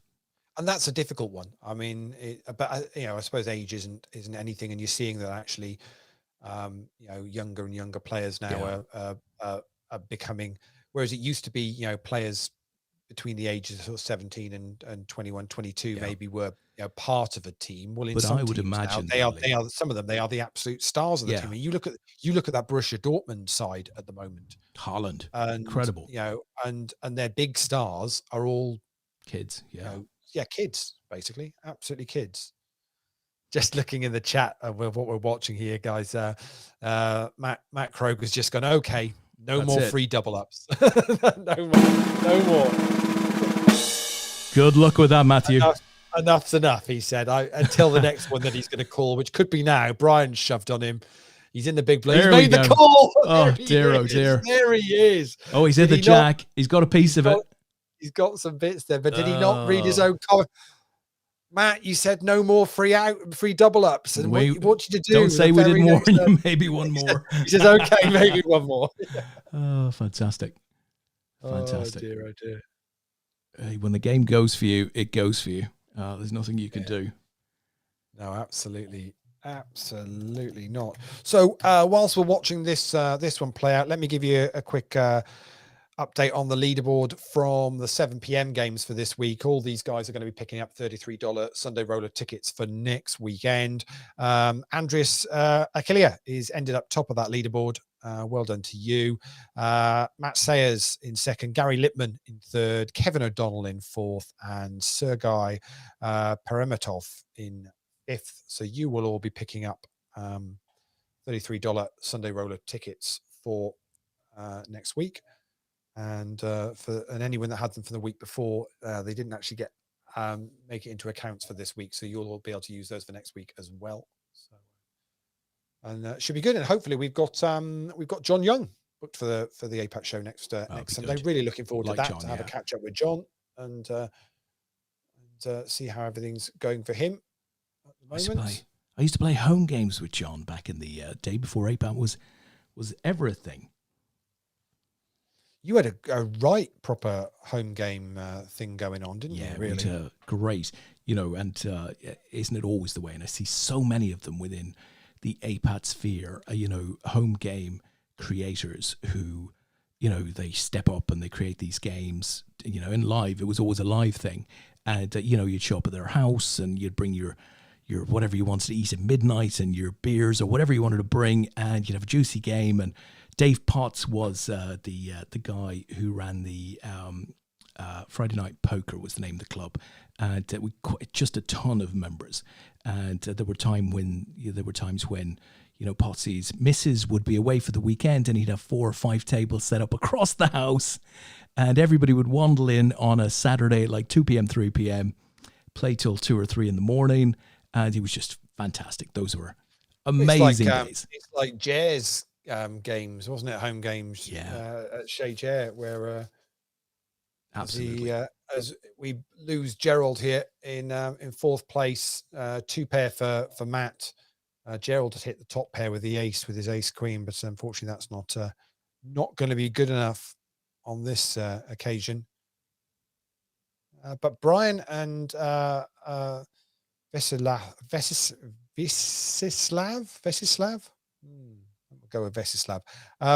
They've both got chips now, so they've got potential to play back at Matt here. It's not all over yet. Particularly if one of them takes the other out. Yeah.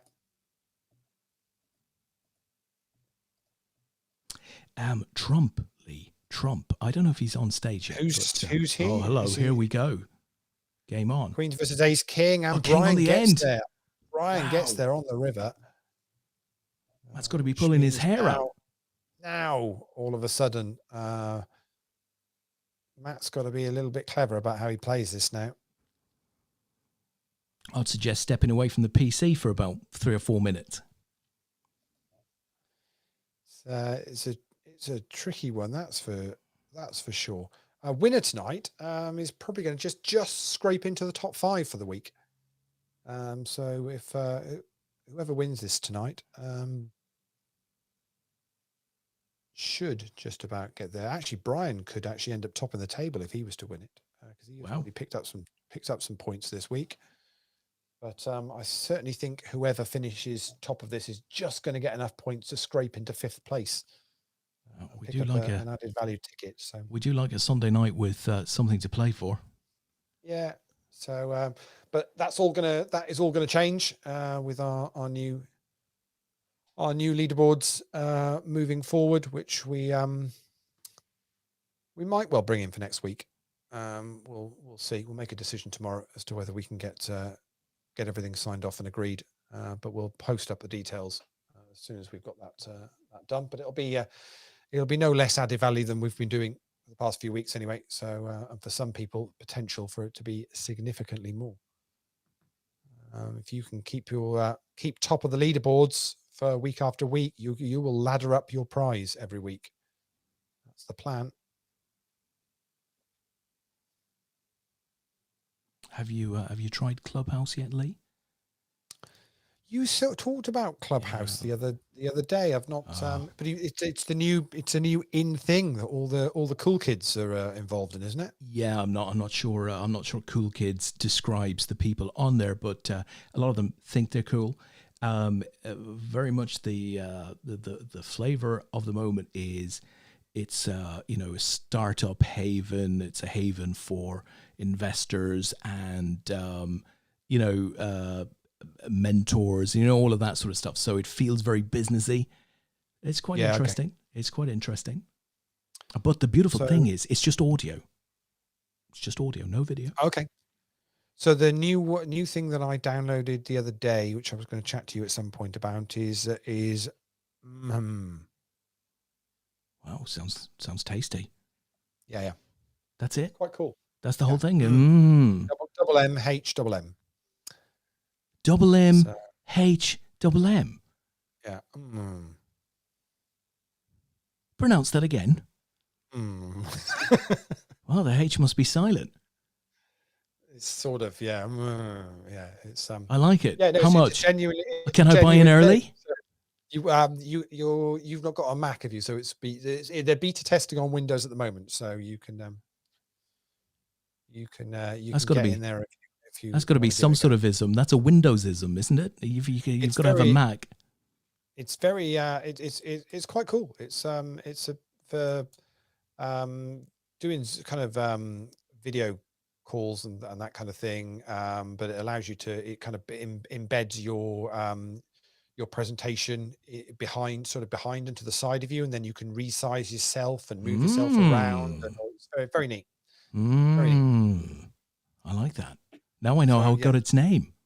Yeah, so it's quite cool, but it's just in early infancy. I mean, a lot of the stuff that's people have come out and developed, but it does integrate with the likes of Zoom and stuff like that. So it basically uses you run it through that app, and then that app effectively is its own camera that you can then use in Zoom and other things as well. So have you heard of, and Steve Forty's thrown a random Bitcoin into the chat box.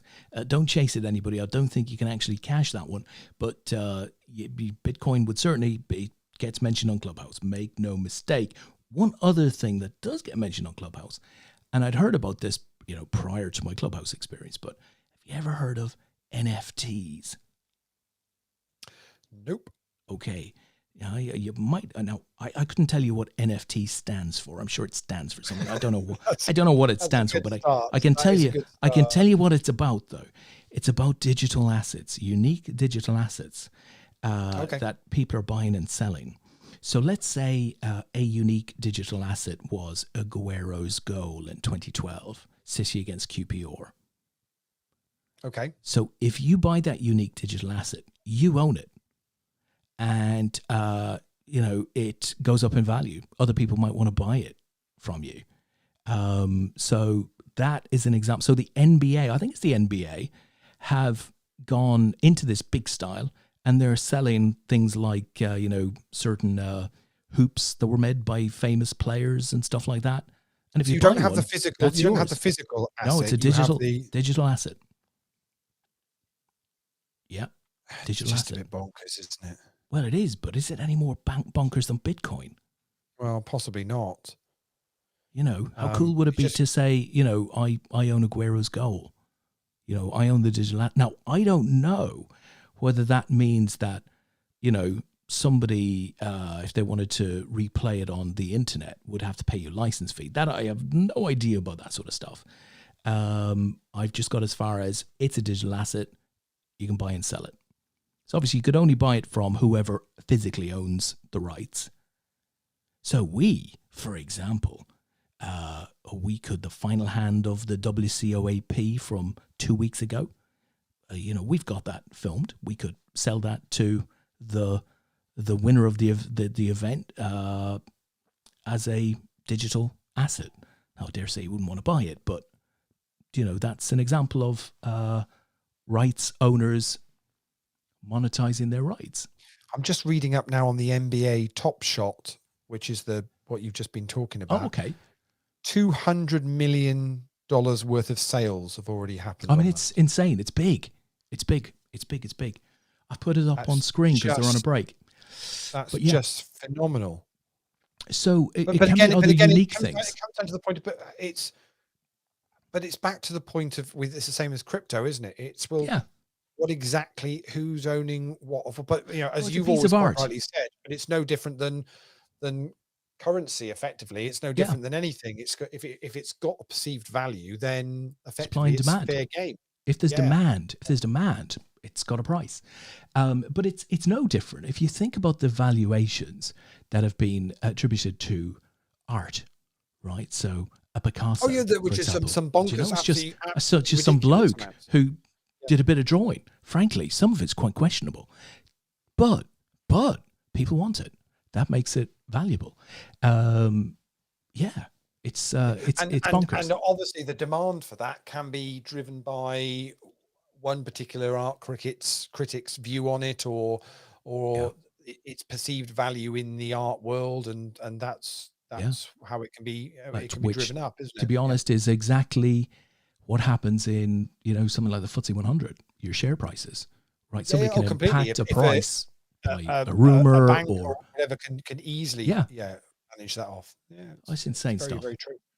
But it's interesting. I really must sit down one day and actually properly get my head around cryptocurrency and the kind of whole mining thing and all of that, and just get an understanding of exactly what it's all. Alex Dreyfus, who he bought the Hendon Mob and he sold it. For anyone that Eric Denny owns the Hendon Mob now, but so Alex, who created Chili Poker, crikey, probably 20 years ago, and he sold it. I was going to say, gotta be. He sold it. He made a couple of million from it, but then he set up Socius.com, which was all about creating, not Bitcoin, but a coin, right? So he created Chili Coin effectively, and he now, over the course of about 2 years, maybe 3 years, he has now sold a fan token, right, to clubs like I think Real Madrid are in there, Juventus certainly are in there. So to a lot of big clubs, a fan token, and these fan tokens can be sold to the fans, and it enables, if you own tokens, it enables you to participate in decision making within the club, right? Okay. So you're buying a voice, as it were. And of course, there's only so many tokens made available. So if somebody else wants a part of the voice, they have to buy at a higher price. I think the market capitalization of this business is now at over 50 or 60 million in 2 years. So why everybody's pretty excited by the NFTs and stuff, it's like it's the next Bitcoin. So if you spent 100 quid on Bitcoin in 2011, you'd be a multimillionaire today, of course.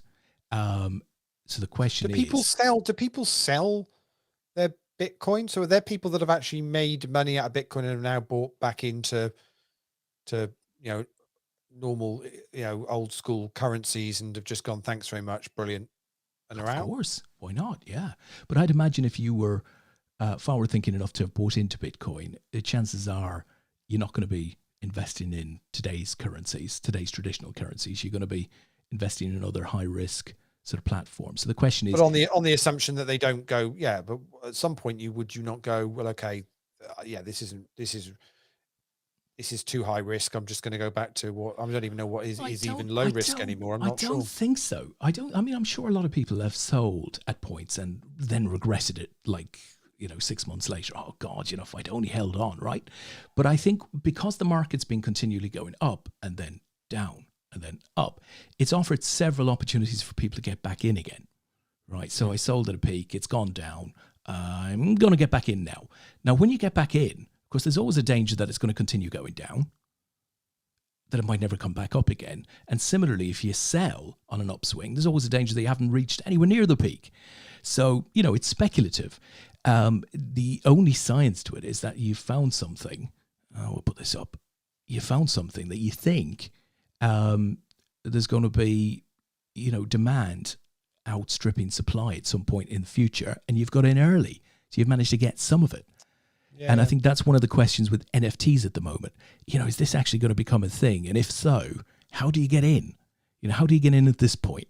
How can you spend $5,000 at this point and hopefully just put it away somewhere and see what happens?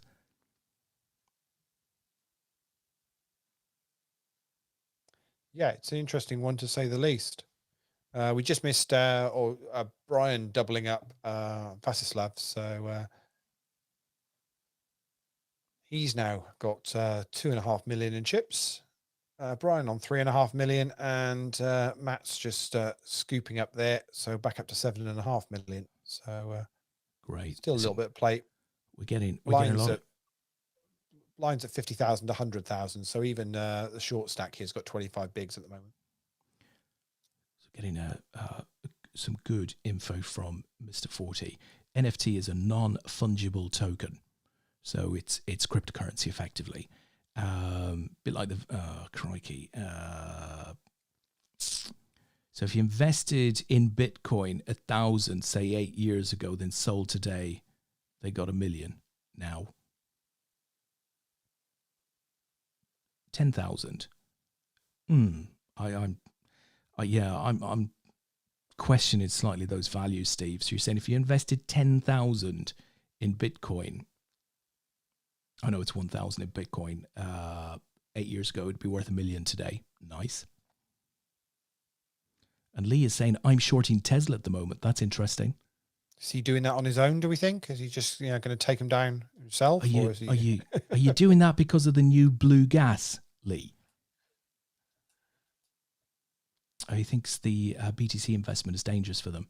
There's also been a new blue glass developed that I think, will last longer than an electric car's batteries.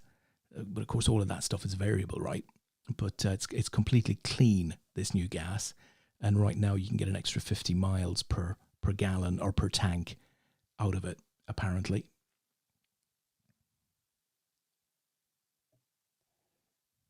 Yeah, we're a long way to go with some of this technology, aren't we? That's cool stuff, though. Oh, it's interesting. It is ultimately the future. It's going to be what's going on.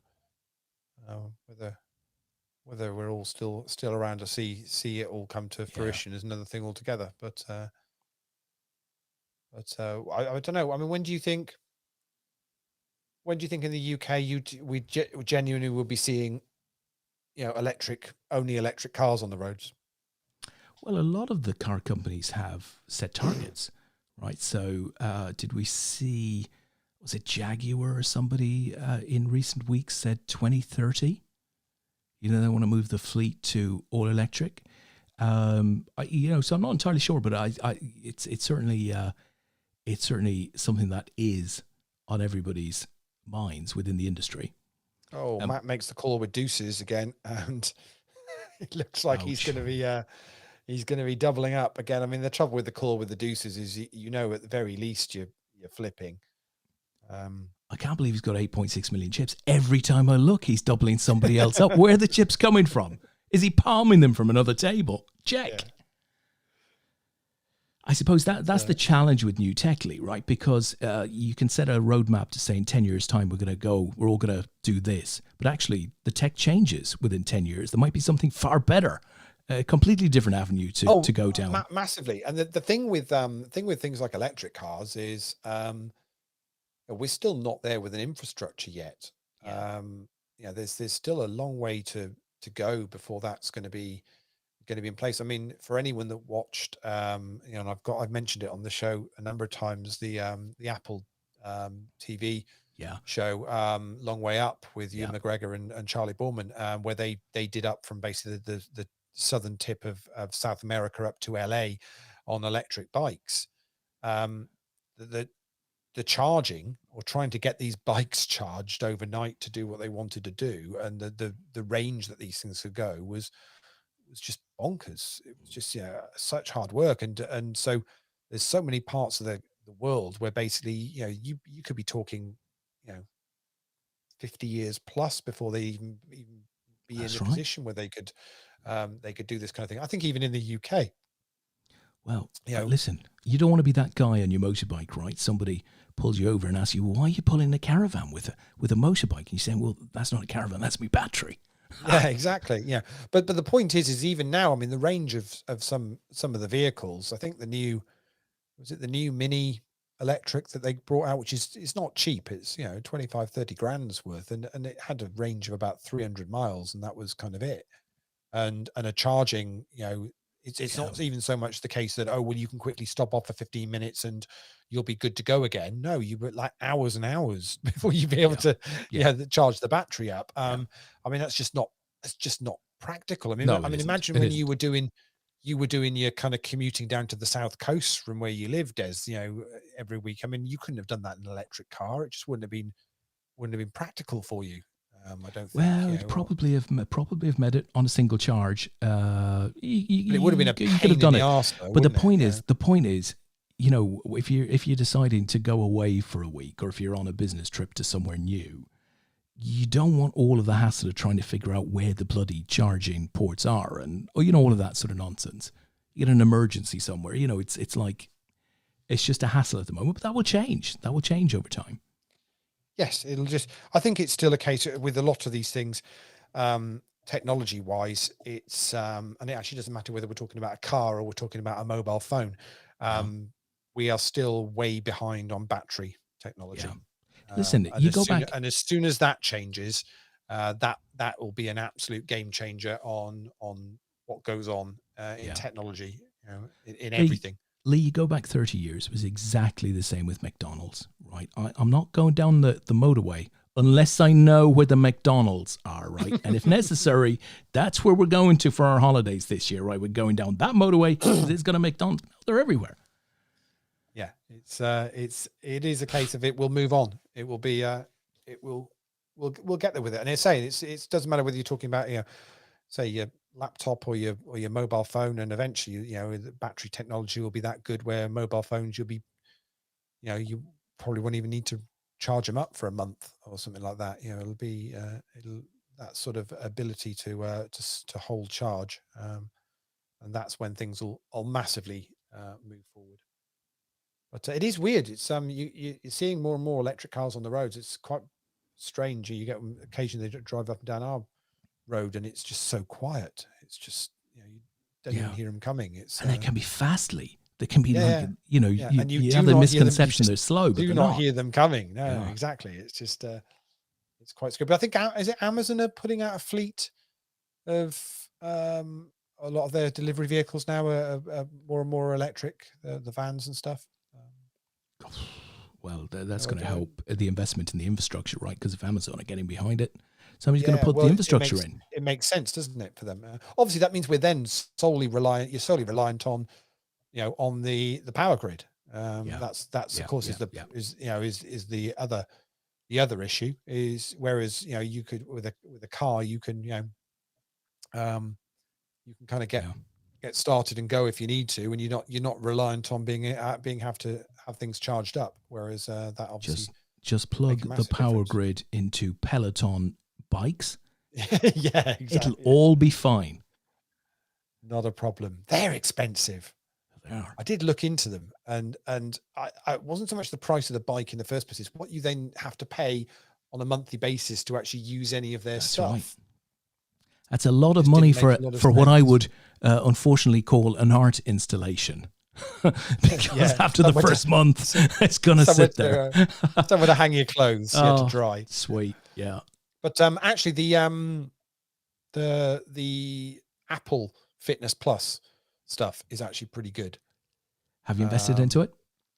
Well, yeah, I've got. Well, you got the plan. Didn't seem that expensive. I mean, if you're serious about it. So I've got the Apple One thing. So you get basically everything all in one hit. Anyway, I think I was already paying a fair bit for storage and other bits and pieces anyway, so it made sense to do. And actually, even something simple as if you want to go out for a walk, it's got some cool stuff that you can listen to whilst you're walking for a particular amount of time, and that kind of thing, and all this kind of stuff. It's quite neat. I've got an idea for a new show, Lee.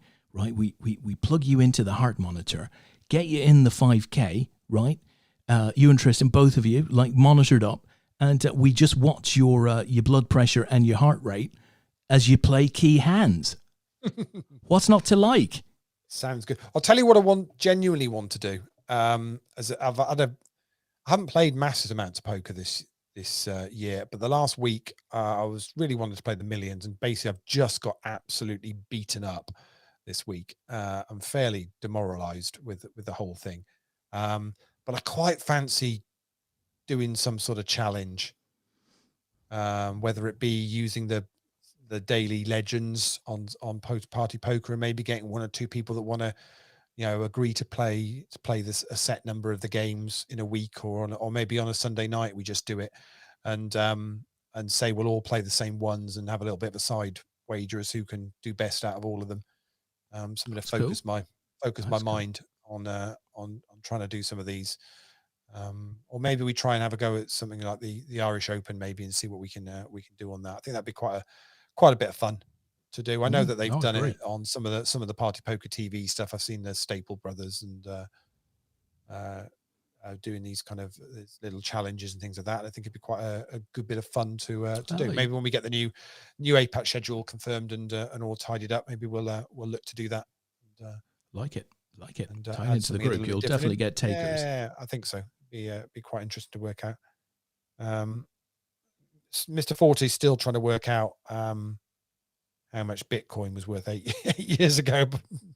I see a big yes. I think he's come to an approximation. Either that, or he likes my idea of a challenge. Maybe that's what it is. Yeah. Look now, Tristan's in for the Irish Open. Yeah, okay. Steve's in for the We're on. Black We'll Open get as well. We'll get something going then. To be honest, I warn you all now. I have used up all my run bad for the rest of my life in the past couple of weeks. So we're really good. I can send you screenshots if you don't believe me. It's been brutal. So we'll definitely do that. I do quite like the idea of the Irish Open. Actually, I think that's quite a nice one to get into. I think it's about €1,000 main event in that, which means the satellites. Do you know we've had a winner of what? The Irish Open, APAT. It's already won. It's already been won. Are you kidding me? No. Let me. I'm going to test your knowledge here now. We've had a winner. A player who has reached the final table of an APAT event and has played a number of APAT events, who has won the Irish Open. I kid you not. Has won the Irish Open? Yeah. What, a final table in an APAT event? Yep. I mean, the Irish Open's not a small prize, is it? No, it's a big old prize. I want to say it's a big old. If it helps you at all, this isn't going to help you, but it will intrigue you. The same player played. I played with him many times in Dave Potter's home games. You've played with him many times. What, won the actual Irish Open? Yeah, the actual Irish Open with a big check main for event. Euro several 100,000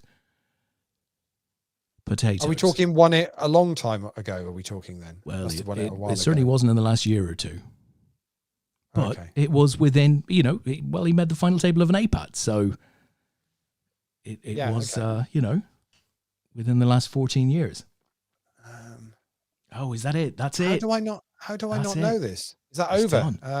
Matt Kroger does the win. Gets it done. As they say. How do I not know who this is? I don't know. I mean, I've only been able to train you so much over the No, years. but that's I can't quite, give you all my knowledge because you'll take over completely. That's quite mad. Is there anybody out there in the chat box? So Tris says Neil Channing. No, Neil was never that guy. No, Neil's never played APAT, has he? There we go. Tris Chaplin has named the winner. James Mitchell. Oh, James Mitchell. Ah, of course, yes. Yes. James was a London poker meetup guy way back in the day, and he final tabled an APAT WCOAP PLO event. Was James involved in Black Belt at one point? Tristan will know. Might have been. Yeah, it could have been. I think so. Could have been. Yeah, I've got Could a feeling he might have been involved in Black Belt at some point. I think.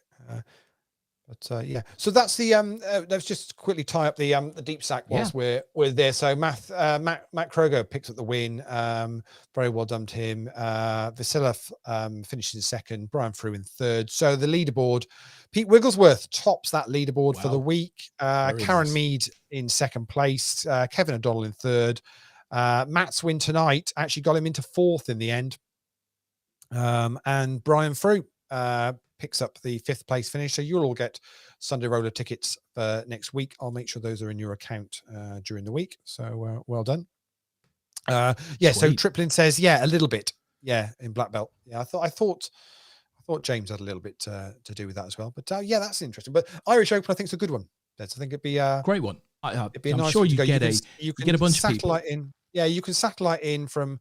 I think it's from like €1 into 11 into 109, 109 into the 1,000. I think so. Sounds it's a nice route challenge and well worth doing. So we're done for the night then. I think pretty much. Fantastic. Well, just the two of us talked plenty. It was good. Yeah. We may have lost the audience along the way, but hey, it's all right. There's still plenty of them there. Still plenty of them. So we should. Wigglesworth says nope. I don't even know what nope means, but he's been quiet all night, and Pete's come in with nope. Is that nope he didn't win? That he wants to award that ticket to Karen on his behalf? Okay, fine. If he obviously doesn't want the ticket, that's fine. That's not a problem. We can we'll find another home for that. That won't be an issue. I think he said that's what he wants, Lee. He wants you to pass on the ticket to. I think he's saying Des and Karen. No, it's just Des. Just Des. Pass on the ticket fine. to Des. All right, we can do that. Can I get it in cash, Lee? Can I get it in cash? Do you want it in just Bitcoin? Cash. Yeah. Bitcoin. Or, can you ask Steve Forty how much of a Bitcoin would I get for the ticket value this year? What I'm wondering is there's in circulation. There's a lot of APAT medals. Now, could we not turn those into some sort of currency? I like it. I mean, they've got value, surely. Well, so they certainly have the appearance. They certainly have the appearance of a coin. Let's have a look. Yeah, I'm wondering whether we should. Are we missing an opportunity here? There is a number of them in circulation, but they're limited. So surely we can. Can I set you mining them or something and see if what we can do? I like it. I tell you what I'll do now. Right, it's a bit late now, and I haven't got good enough lighting in the backyard. But I'm going to go out there tomorrow. I'm going to bury a load of the medals in my back garden, and we're going to attribute some sort of value to them. And then people can mine them. Yeah, I think it's on, honestly. They're going to mine them. I like it. You watch this. You wait till Chris Webber knows how much he's worth. Right. I think we're calling this a night at that. So thank you to everyone who joined us through this non-poker APAT evening. Well, we didn't have a poker person on. We just couldn't get somebody tonight. It was a pleasure having you on, and well done to everybody who played poker during the week and succeeded, and to everybody else who hopefully had some fun. Lee and I will be back next Sunday night with one John Young, previous editor of Bluff magazine. So John is a really good guy, and we will have a great show. Of that, I have no doubt. So between now and then, have a great week. Night, guys. This message is for the real stars of poker. I'm talking about you, my people, the players. Look, you play the game for the right reasons. Tension, the wins, the beats. But the things that we play for, they've been changing. The game we love is under threat. Most poker operators are only interested in one thing. These guys see the money, but they don't feel the game like we do. They don't care about you and I, the little guys. See, these punks are letting some bad things into poker. Like predators, right? Using unfair tech so they know your moves before you do, and they're all anonymous. And I say no more. Because poker should be played fair. With people who care about the game, not just their rate. And party poker are those people.